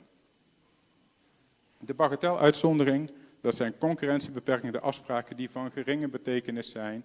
Deze vallen buiten het verbod zolang het geen hardcore element heeft. Dus geen prijsafspraak, geen marktverdeling. En het gezamenlijke marktaandeel op de relevante markt van de betrokken ondernemingen is minder dan 30%. Hierbij moet wel worden opgelet dat wij de term relevante markt hanteren. En dat kan dus anders zijn dan wat je zou zeggen. Een supermarkt kan een marktaandeel hebben van 30%, maar de supermarkten is voor ons als mededingingsautoriteit actief op heel veel relevante markten. De markt voor brood is een andere markt dan de markt voor vleeswaren. Dus op het moment dat je onder de bagatel denkt te vallen, moet je wel even kijken naar wat je marktaandeel is op elke relevante markt waarop je actief bent. De ontheffing, dat is een individuele ontheffing, die wordt verleend op aanvraag. Het formulier is te vinden op onze website, eftac.cw. En ook hier is van belang dat het geen hardcore gedraging betreft. En voor een ontheffing moet voldaan worden aan 4 elementen. De samenwerking moet bijdragen tot verbetering van de productie, of de verdeling daarvan, of tot verbetering van de technische of economische vooruitgang. Dus er moet sprake zijn van een efficiëntieverbetering, kort gezegd.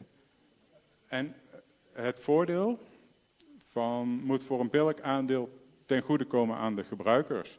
Dus als je als ondernemingen door samenwerking een voordeel realiseert, moet dat voor een belangrijk deel teruggegeven worden aan de consument. De consument mag door de samenwerking die de concurrentie beperkt niet slechter af zijn dan zonder de samenwerking.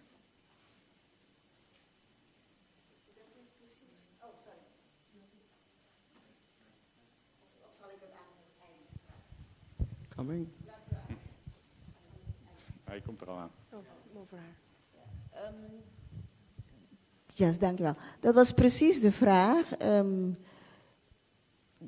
De bedrijven hier zijn klein, dus hun kostenpatroon is relatief hoog. Dus we willen samenwerken om die kostenpatroon of kostenplaatje een beetje te drukken. En zodat ze niet out of business gaan. En dus ze hebben bijvoorbeeld een 10% vooruitgang geboekt. En dan zegt u van die 10% vooruitgang moeten ze een gedeelte aan de gebruikers doorberekenen. Terwijl ze eigenlijk zijn gaan samenwerken om niet out of business te gaan. Maar dat betreft dus alleen, een ontheffing is alleen noodzakelijk wanneer de afspraak in principe een concurrentiebeperkend element bevat. Dus je mag gewoon samenwerken. Als een afspraak geen concurrentiebeperkende elementen bevat, heeft de FTAC er niks mee te maken. De FTAC beschermt concurrentie. Dus je mag samen inkopen? Samen inkopen, dat mag, maar daar zijn ook boeken over volgeschreven. Op het moment dat de kostenstructuur van verschillende ondernemingen als gevolg van het gezamenlijk inkopen te veel op elkaar gaat lijken, wordt het meer waarschijnlijk dat er kartelafspraken gemaakt kunnen worden, al dan niet expliciet, dan kan het dus niet. Maar je kunt wel, er zijn mogelijkheden om gezamenlijk in te kopen. Ja. De vraag is dit, want we kunnen natuurlijk, het is voor mij in ieder geval een beetje complex. En ik kan me voorstellen dat voor heel veel bedrijven het complex is. Dan moeten ze eerst naar een jurist gaan om dit uit te zoeken of bij u. En ze zijn al kleine bedrijven, ze hebben al geen geld. Ze hebben al geen tijd om bij u langs te gaan. Dus ze moeten dit doen maar voordat ze samen de echte iets kleine doen. bedrijven die vallen onder de bagatel. 30% marktaandeel, dan ben je geen echt klein bedrijf meer. Of samen ieder 15 ben je geen echt klein bedrijf meer. Oké, maar op Curaçao is alles klein. Ja, dus dan valt er vrij veel onder de bagateluitzondering.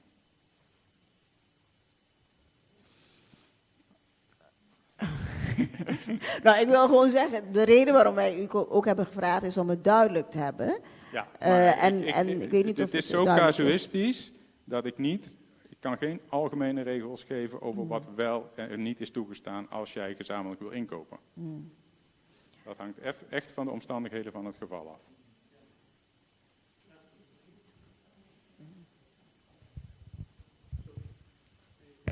Mag je het Engels vragen? You can, if you don't speak Spanish, I will understand you. Okay, no problem. So the only objective here, just to make it clear, so I understand, is price fixing. No. So you're not allowed to do price fixing. If you purchase together, if you do communal supply chain, that's permitted. As long as you and the other partner don't start price fixing and control the market. Is that what you're saying? No, not only price fixing. If you don't start to limit competition on purpose. What about if I invest?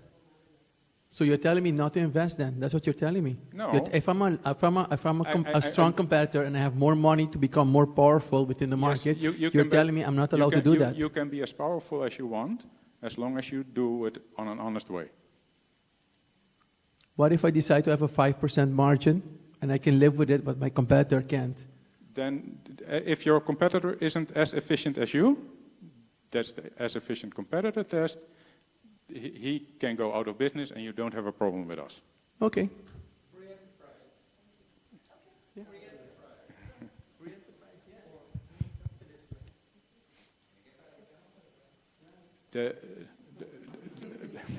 Okay, the element in the agreement kan niet onmisbaar zijn. Dus het moet noodzakelijk zijn voor de totstandkoming van de afspraak het concurrentiebeperkende element. Op het moment dat het concurrentiebeperkende element onmisbaar is, mag het niet in de overeenkomst voorkomen. Want dan ben je dus in overtreding van de mededingingswet. En er moet een bepaalde mate van concurrentie op de markt overblijven. Dus het kan niet zo zijn dat iedereen bij elkaar gaat zitten en er helemaal geen concurrentie meer op de markt is. Want dan is de consument uiteindelijk slechter af, want er is geen concurrentie meer. En heel belangrijk, de ontheffing wordt aangevraagd door een ondernemer. Dus sorry voor de red tape, maar wij hebben niet de capaciteit om alles te onderzoeken. Je zult zelf moeten investeren en de gegevens aanleveren.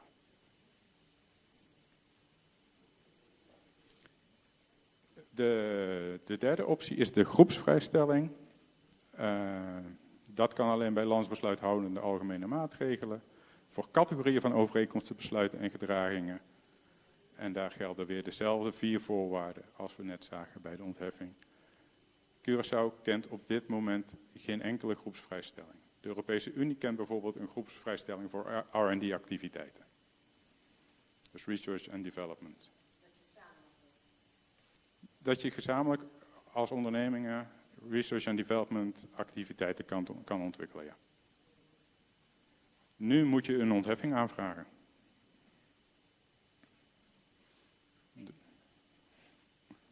Dus het kan wel, je kunt samen R&D doen, maar dan zit je in het ontheffingentraject.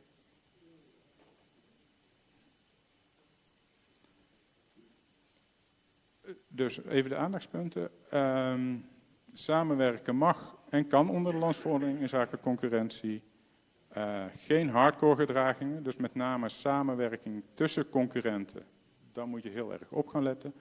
Let met name op met het delen van commercieel gevoelige informatie. De FTAC gaat ervan uit dat alle ondernemingen onafhankelijk van elkaar hun strategisch gedrag op de markt bepalen. Zodra dat door het uit te wisselen van informatie niet meer het geval is, dan kom je al vrij snel in de problemen met de FTAC. Twijfelvragen. We zijn altijd bereid vragen te beantwoorden. En zoals ik al zei, alle informatie staat in alle landstalen op onze website.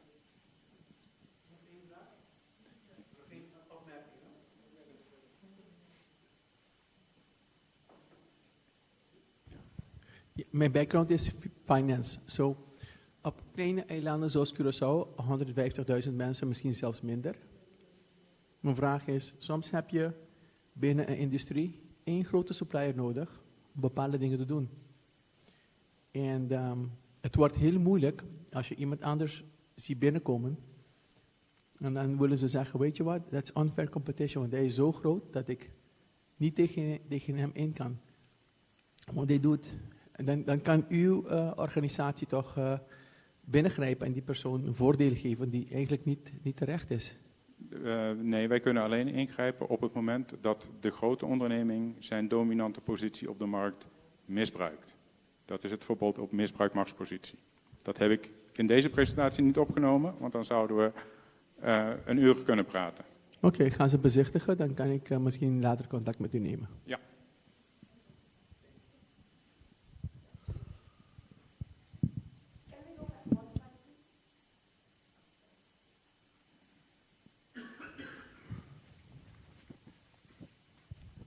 Wat zijn voorbeelden van commercieel gevoelige informaties, bijvoorbeeld? Voorbeelden van commercieel gevoelige informatie. Dat is alle informatie die het toekomstig gedrag van jouw onderneming communiceert met je concurrenten. Nou, prijsbeleid, dat is de meest duidelijke. Hoe jij je gaat gedragen op de markt, waardoor onzekerheid bij je concurrent wordt weggenomen. Al dat soort informatie die onzekerheid bij je concurrenten wegneemt, is commercieel gevoelige informatie. Een ondernemer moet opereren in onzekerheid over de gedraging van zijn concurrenten.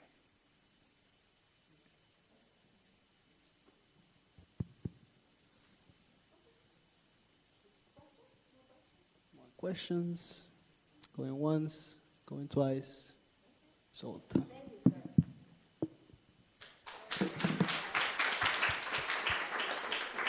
you. Yeah, that was interesting, I must say. I'm still thinking of how to apply that. Could I ask, next speaker is John America from Celicor. John has a 10-minute presentation, and he's going to tell us how Celicor save money by going green.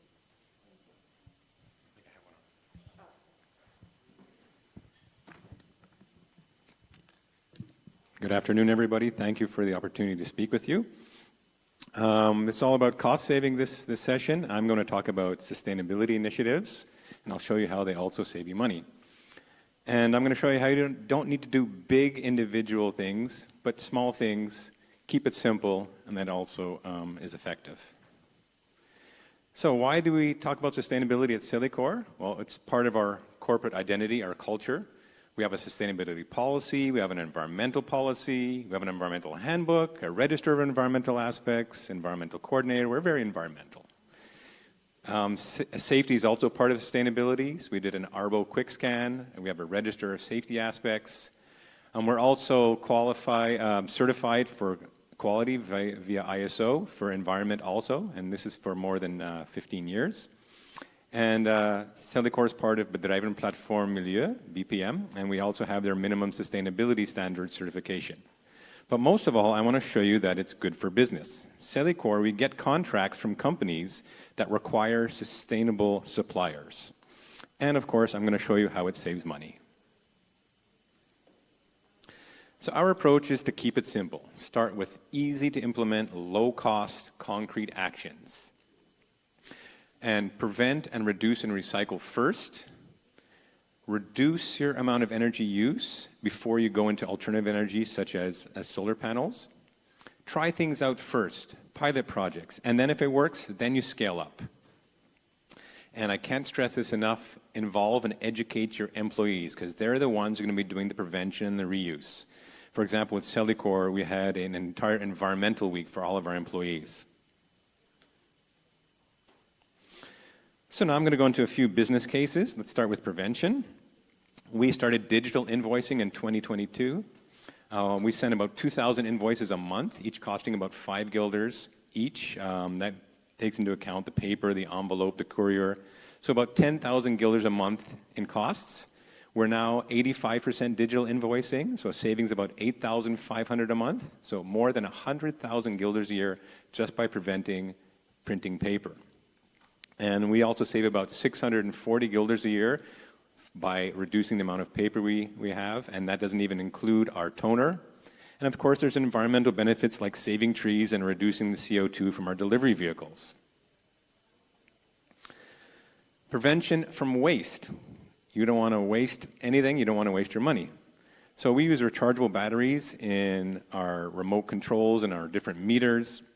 They last up to 20 times longer. They're initially more expensive, but they last up to 20 times longer, so you're saving money there, and of course, you're preventing waste. We buy in bulk as much as possible. We used to have these chemicals that we sell in individual bottles, but now we buy one big drum and we refill our bottles ourselves. Again, a cost savings. You can also replace your things that you use with more environmentally alternatives. We don't use any plastic cups at Celicour, only cardboard cups, which is much better for the environment. We gave all of our employees a thermos that keeps water very cold, so you don't have to buy bottled water. I mean, we have some of the best high-quality water in the world, so why would you need bottled water? Just carry a thermos. All of our helpers and drivers, they get a new pair of gloves every single day, or they used to get a new pair of gloves. So it's 150 pairs of gloves every single day, 6-7 days a week. So what we do now is we collect them and we wash them and we reuse them. Again, a big saving. So once you've reduced and reused as much as you can, it's time to separate your waste for recycling. So how many of you know that on Curaçao there are 21 different waste streams you can recycle and 16 different companies that recycle or accept waste for recycling? How many of you guys knew that? Okay, a couple, that's good. So BPM, we produced a waste management matrix, which you can download for free at bpmcuraçao.com, free-downloads. And on the left, you have all the things you can recycle or separate, and on the right, all the companies that accept them and how they accept them and where you can bring them. So I encourage all of you to separate your wastes and bring them to these recyclers. And of course, 21 waste streams is a lot, so prioritize. See which waste you have the most of in your business, how you can collect them and how you can bring them. And by the way, Celicour can also help you with the transport of those. So I'm going to talk a little bit about what Celicour does internally about recycling. Everything that I'm talking about here is just what we do for Celicour as a company, not what we do with the waste that we receive from the public. So we recycle office paper. We put boxes or bins near every photocopy machine, every shredder, every printer. Everybody gets one for their desk. It's just a plain old box. Keep it simple. And we tried to make it fun. Like I said, involve the employees. So we had a contest, decorate your recycling box. And the one who got the most innovative recycling box, they won a prize. We also recycle all of the drink bottles that our employees use. We have 300 employees, so they drink a lot of different things. And we bring them to a few of the local recyclers, either Green Phoenix or Limpy. And this is export week. So these recycled bottles, a lot of times they get exported. But if you guys don't know about Green Phoenix or Limpy, they're young entrepreneurs, and they take these bottles and they make products. I think if you go here to any of the bars here in the Marriott and you look at the coasters they have, they're made from recycled plastic from a local company called Limpy. And Green Phoenix, they're a social enterprise. They use physically and mentally challenged individuals and they give them work. So it's not only good for the economy, but it's also good for giving people jobs. We recycle all the waste oil from our garage. Waste oil, as you know, is very hazardous for the environment, so it needs to be properly taken care of. And if you look at the picture on the left, then you see we've also recycled one of our Clicos to capture this oil. It goes onto a big tank, and it's brought to a company called Asphalt Lake Recovery near the dry dock, and they produce it, and they export it as a fuel product. So again, recycling leads to export, which is always good for the environment. How many of you know that you can get paid for some of your waste that you recycle? For example, scrap metals and batteries. So collect any type of scrap metal you have. You can bring it to Curaçao Waste Management or to other scrap metals dealers, batteries. They actually pay you for these. Different types of metals give different prices. Also, there's many car parts stores that accept batteries like Napa and Zap and Mac. You can bring them there. And did you know that your electronics contain gold and other precious metals? And if you bring them to Curaçao Waste Management in Zeelandia, they'll pay you for your old cell phone, your old television, your old radio, your old computer. So don't throw it away. It's really hazardous in the landfill. Bring it to Curaçao Waste Management and get paid for it. We also reduced our water and wastewater usage.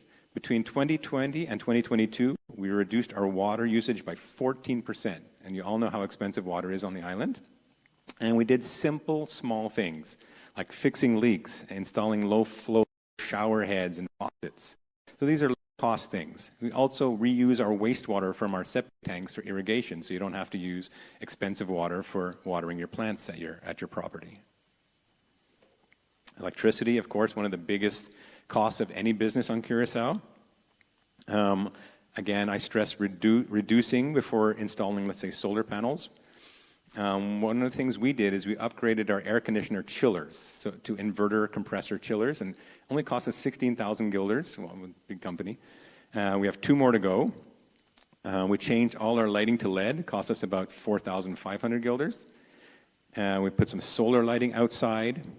And very, very important, we installed timers. I don't know about your guys' employees, but our employees love to keep their air conditioning on all night long, the lights all night long, I don't know why. And this led to a 39% decrease in our electricity costs. So now if we're going to install solar panels, we need to produce by 40% less than we would have had if we didn't do all these efficiency measures. And again, that's money right in your pocket every single month. On the transportation side, we've reduced our diesel usage by 10% by upgrading our trucks to Euro 5 standards, which is a very energy efficient engine. We've upgraded our transmissions. We have in-vehicle intelligence to enforce fuel-efficient driving from our drivers and to report idle time when they're just sitting around at the snack or whatever. And most important is efficient route planning. We rerouted all our trucks so they could be more efficient. And I'm telling you, 10% was a big savings, especially with the fuel prices going through the roof after the war in the Ukraine. And I mentioned trying something before you implement it. Well, we did a pilot project with an electric vehicle. We bought a Nissan van in 2021. It's electric. We also installed 2 level 2 charging stations, and we have reserved parking spots for anyone who has an electric vehicle. And this van is used for picking up all the dead animals, unfortunately, that we have on the streets.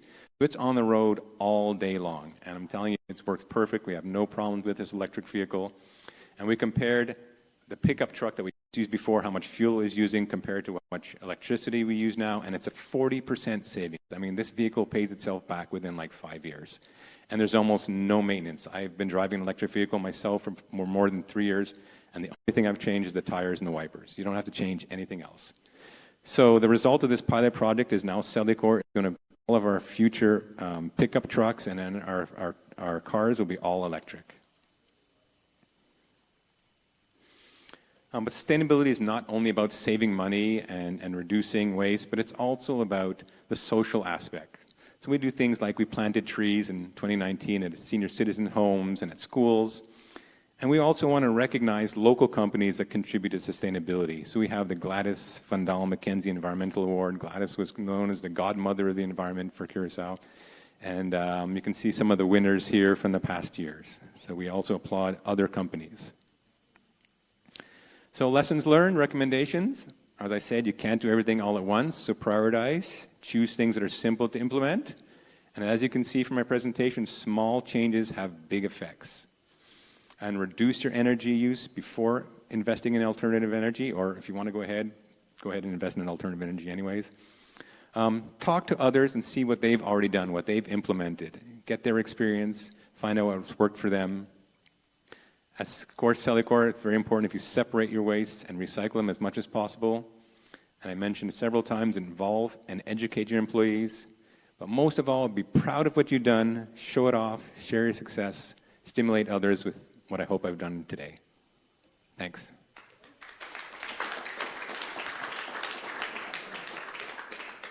One question? Hi, after being such a good corporate citizen, how do you use that on your marketing and on attracting new clients? As I mentioned, you see more and more, especially with multinational companies, they require suppliers that are either ISO certified or sustainability certified. So we get a lot of contracts that otherwise other companies would not get. And you see more and more that people are becoming aware of sustainability, and we get more and more requests for separating waste and recycling, so we have different types of services and containers for separating waste and recycling. So that's the direct impact we see on our business. No, we don't really advertise it, no. Maybe we should, that's a good point. Maybe you should. Thank you for your presentation. This is for the business aspect of it, but is Celicourt planning on doing something for an individual level for the residents of Curaçao? No, you're thinking something like perhaps they have in Europe or North America, we have a separate box. Unfortunately, I don't think that's ever going to happen in Curaçao, because then you would need a whole new fleet of trucks, and you would need an additional personnel and all that. And we're just too small scale for that. So we just encourage people to separate and bring it to the different recycling stations. There's so many recycling stations on Curaçao, and we're so small that I just put it in my car, and when I see one, I just drop it off. But I think that involves a lot of friction. Like for someone, I've spoken to more people about this. We have had classes about it. So a lot of times people don't want to do it because there's a lot of friction. You have to go there and go submit your waste. So a lot of people think it would be much more easier to recycle if Celicourt did something, or that's why. Yeah, unfortunately, all of our I can't say all of it, but our biggest client is the government, and almost everything we do the government is fixed price. For example, the fee at the landfill hasn't changed in 27 years.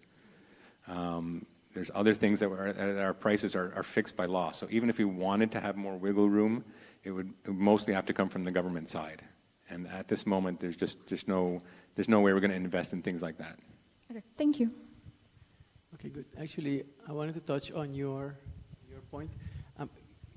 Wouldn't it be feasible to put more distribution points, which are closer to most people's homes, instead of having to go all the way to Coraspect or to Malpais? You're talking about to throw away your recyclable items. There's several other places where you can bring your recyclables. I thought I would have a slide, but I didn't. For example, there's the gas station at Santa Rosa. You can bring it. Okay. You can bring your glass to the gas station on Caracas Byweg.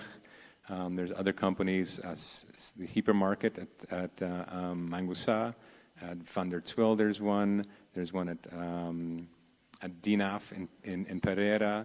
There's another one at Centrum Piscadera. Esperamos has a new one. So there's probably about 8 or 10 different places you can bring your things to recycle. Supermarkets makes a lot of sense because Yeah. you have to go buy your food anyways, right? So it makes a lot of sense. I wasn't aware of it. Huh? The one by Piscadera, I know because I go by Mr. Ribeiro's place all the time, Enrique all the time. So I do see it there. So I thought it was a really great idea when I saw it, but I didn't realize it was also in other places. I have a next question. You know, if you own a small business, I know it's applicable for me in 2 instances. They don't allow you to have a regular small bin. You have to pay for a big bin because you're a company. And sometimes you're such a small business and it's such a small location, you don't require a large bin. So you don't have to be paying 200 and something guilders a month or whatever the fee is. It's unfair. But yet, the company, because he pays electricity, he still has to pay the fee for a small bin, but without allowing to have it. That is very unfair, I think. Maybe you can explain to me the reasoning behind that policy. Yes, that something's gone wrong there. If your aqua electric bill is commercial, you're not supposed to pay the 35 guilders a month. That's for households. That's a household environmental tax. So I find that strange that you're still being charged that because it's only for individuals. Yeah, so basically, so what would be the step? I would just have to send a letter over, and if I do want a small bin, how do I get about getting a small bin from you at a reasonable price? If I'm a small company. Unfortunately, our bins start at 660 liters, and the reason why is because there was a lot of misuse of the small bins. But if you're an office of 3 people, how much trash can you really generate? I'm sorry, that's where we start. Okay, I see what you're saying. Okay, yeah. I understand. Okay, yeah. Thank you.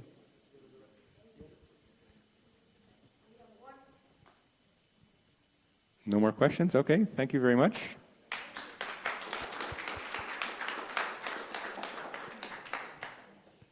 Very good. Thank you, John. We have our last presentation, Mr. Benil, We're from Aqualectra. Aqualectra did an energy audit for several state-owned enterprises, and he's going to present the case of one state-owned enterprise. If they were to do some of the things that Celicor did, what kind of savings would they have, right? Ondari. Awe tamir a introduzir-me como Aqualectra, permitiu para bolso de Aqualectra multi-utility. Aqualectra multi-utility é susto maatschappij de Aqualectra NV, qual bolso tour conhecer.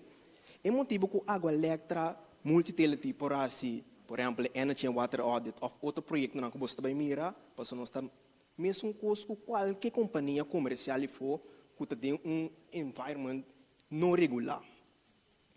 Que nós está assim, nós está funge como bridge entre Aqualectra e qualquer cliente. Nós está só para boa comunicação e boa relação e como hoje nós também com inovação cada dia de novo para Aqualectra. Que nós está assim, provide value added services. Algum de nossos projetos não está, por exemplo, vapor quebrar, nós estamos com second grade water. Outro projeto não está, nós estamos na station, digitalizar interna rede de água, para reduzir o gasto de água, por exemplo, para não ter lecagem. Outro projeto não está, por exemplo, Hobby Vida Nova, Solar, nós estamos com Web Bonaire. Nós estamos com a infraestrutura de água, door de lecagem, trobe, então correndo, também nós estamos com planta de água, e assim não tem outro projeto não mais. É primordial que eu mira acerca de peta em Energy and Water Audit. Antes de tocar net o que John acaba de explicar hoje, para mim que vai green, botar soro tá mais eficiente possível. Que tem benefício de Energy and Water Audit? Al final, o cliente tem bom grip riba seu patrão de consumo, que começa a uma minha corrente trabalhando de como está pagando o OP, of que tem problema. Me tinha forbildo de cliente que nós acaba de assistir, então essa que você pode mirar. E lá cerca nos passou, for de julho, o consumo de água começa a subir. O que está passando? A água elétrica tortami, tem meter novo, e não sabe. Se corrente, bota mira, outubro tem pico mais alto, o que passa? Tá quem importa bem carga auto, ou quem é bem assim, Kiko? Door de cena, não está cerca água elétrica, e nós também não, que também furei energy and water audit, e a base de ser, nós podemos pensar, por exemplo, que solução porta factível para nós. Quando nós estamos aqui, door de pôr water cycle em power analyzer, medindo 7 dias. No cliente aqui, nós sabemos realizar que o consumo de água nunca não estava a zero. Ora, vou calcular, para a luna, esse significa 60 cubos de banho na lecagem. Se você não mide, você não sabe. Sempre você pensa, o que está passando? Está open, está uso, ou não? Boa é parte B. Aqui nós sabemos que está lavamento de auto. Ainda que a abre crante, já na noite, ele que dá abrir, teja sabra, mas você está mira. Se essa que está tomando lugar tur luna, você mesmo maquinata quanto senta banho no cava. É um total de 20 cubos abai den e dia e isso. Para o que está é corrente, ora nós estamos emitem, nós estamos mira preciso quanto, por exemplo, se nós temos instalação no painel, com grande sistema nós estamos mira mesura, botem roupa standby power, por exemplo, no lado C que você mira, esse printer não que está acender, quizás computer, na parte F você mira, mengo que chama bisa timer, e traduzir na bem laga ergo acender, quizás você não sabe. Ora, é conselho que está mira ele quer acender, gente já sabe, por exemplo, ando tudo assim também um rol riba do consumo ao final. Ora, nós acaba de assim energy water audit, nós canaront, nós papel culturende, ora nós podemos algum solução como não vai escapar corrente, como não vai gasto de água, ante assim não você mira aqui nana. Por exemplo, era que botar na 7 graus, pero botar tapar tudo tapar, porque está muito frio. Door de reduzir essa aqui, por exemplo, 23 ou 22 caminhos, a bota confortável, vai começar a spar corrente não cava. Não bate de luz, não está batendo roupa luz modelo bio, bota bisa impossível. Vai over na LED, bota escapa corrente. Outro mais, mesmo coisa que John, é erco não modelo bio, leu for de eficiente que men for de não bota mira acaba com nós indicando roupa coisa que não pode assim, que bota mira e também escapa 29% solamente na corrente. Para o que trata água, se não é caixa e stop mal consumo de água com a suceder, não também vai um gasto de água com 55%. Qual significa 1.188 florim, então na corrente 4.000 florim. Agora, prometo na chega na parte solar, nós indicamos que o passe. Prometo na vai instalar solar, prometo na e savings na nós indicamos, não está para ter pico de 206 kW. Agora nós fazemos savings, pode mirar e pico de bira 134 kW. Mi sistema solar me também sai de modo que me também instalar um grande para então pode babo corrente ao final. Eu usa size de 134 kW peak. Esse sistema aqui também produz ongeveer 18.000 kWh para luna. Então, com preço de 3.000 florim per kilowatt peak.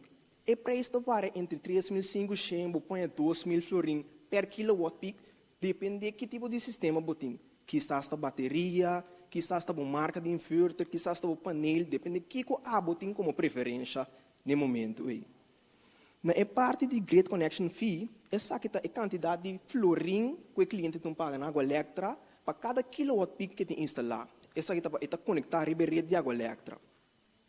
Se você mira bom, se o cliente que decide instalar esse painel um sistema solar, então invertir 400.000 florim total. Nós estamos contando a ferragem aqui. Então paga para a luna 3.206 florim na água elétrica como Grid Connection Fee. Então você também mira a calculação com o LIE e também saca sucesso. Atualmente, está pagando ongeveer 50.000 florim na água elétrica, corrente, que mencionou se nada, door de instalar esse sistema solar, e também paga 37.000 florim para a luna. E não vai ter um besparing de 25.000 florim. Se você querer aia, então fica 100.000 florim, 110.000 florim ongeveer para aia. Se você quer simplesmente botar bisa, tem 3.7 aia, e cliente aqui, a saca sucesso cava. O que tal se ele implementar esse savings que nós indicamos? Ele pode ter um total de 55% na savings riba corrente só. Qual te reduzir o gasto, tem 25.000 florim.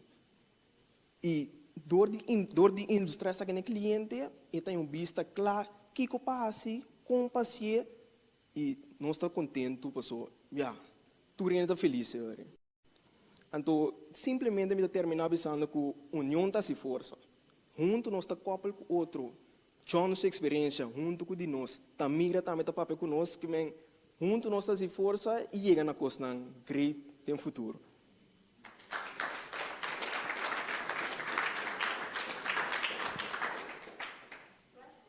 Questions?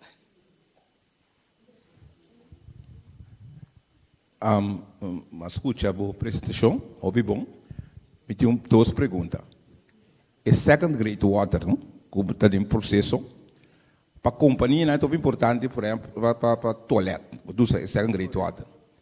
Que garantia nós temos, que o projeto está claro, a coleta, nós precisamos com inversão para second grade water de alta, que praticamente é second grade que first grade, não tem diferença de preço. Então, de dois, se me quer instalar solar panel na minha casa, vai ver quando me deve spar, pero ora me saca minha inversão, me impor em minha casa com solar panel só, a coleta deve ser minha mestre de liberete, de como? A primeira pergunta é se nós temos contexto de outro grêmio, outro party, é uma zona panel, e nota, no momento que me paga minha grid connection fee, que me está conectando na água elétrica, e não tem importância se me está completamente meu solar ou não. Que me botem mais de um sistema solar com bateria, o candidato de zona panel e botem água elétrica. Mientras tanto, você está pagando, tem caso de um household 8 florin per kilowatt peak, não tem problema. Que me botem um sistema completo, mientras você está pagando 8 florin per kilowatt peak. É possível, vou quitar fora de barreira de água elétrica. Ok. Sim. Então, para me perguntar, eu não estou compreendendo qual grêmio vai acontecer, mas está aqui dentro, mas poderia. De caso de second grade water, me está acontecendo em breve, em princípio, não está bem correr rond Curaçao. Atualmente, está em área de vapor quebrar, está certo para o hotel. Por exemplo, o hotel tem vista flush água boa qualidade, está flush sua cena com ele, está muito mata água de boa qualidade. E o hotel que também usa certo second grade water, para uma mata, na zwembad, flush wc, que men certo ribe área de hotel, te sina também o sabe.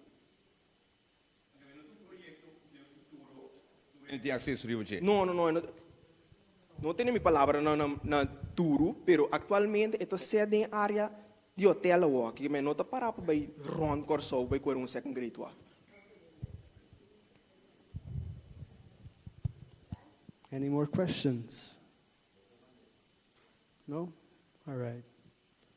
With that, we reached the end of our red tape session. How was it? Did we leave a bit uplifted, feeling that we are on the road to removing or managing the red tape? Because we can't eliminate it, right? All right. So I just want to bring some important information to your knowledge. One of them being that this Curaçao Expo Week will continue these next few days.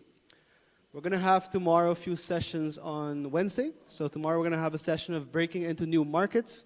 Think of USA market, Colombia market, Santo Domingo market. And I would like to invite all of you at the Collab space at Curaçao Holanda. So it's going to be at Curaçao Holanda from 8 till 5. There's a lot of places there that you can eat, so don't worry. There's going to be lunch that you can have there. And then Friday, so Thursday we're going to skip because it's a celebration day. And Friday we're going to have a session about the blue economy and green economy. It sounds very far-fetched, but trust me, it's going to be an interesting talk. We're going to have Fabian Cousteau of Proteus signing an MOU to work with the government of Curaçao. So I would like to invite all of you for this memorable moment and enjoy your day. Hope we meet again. Take care.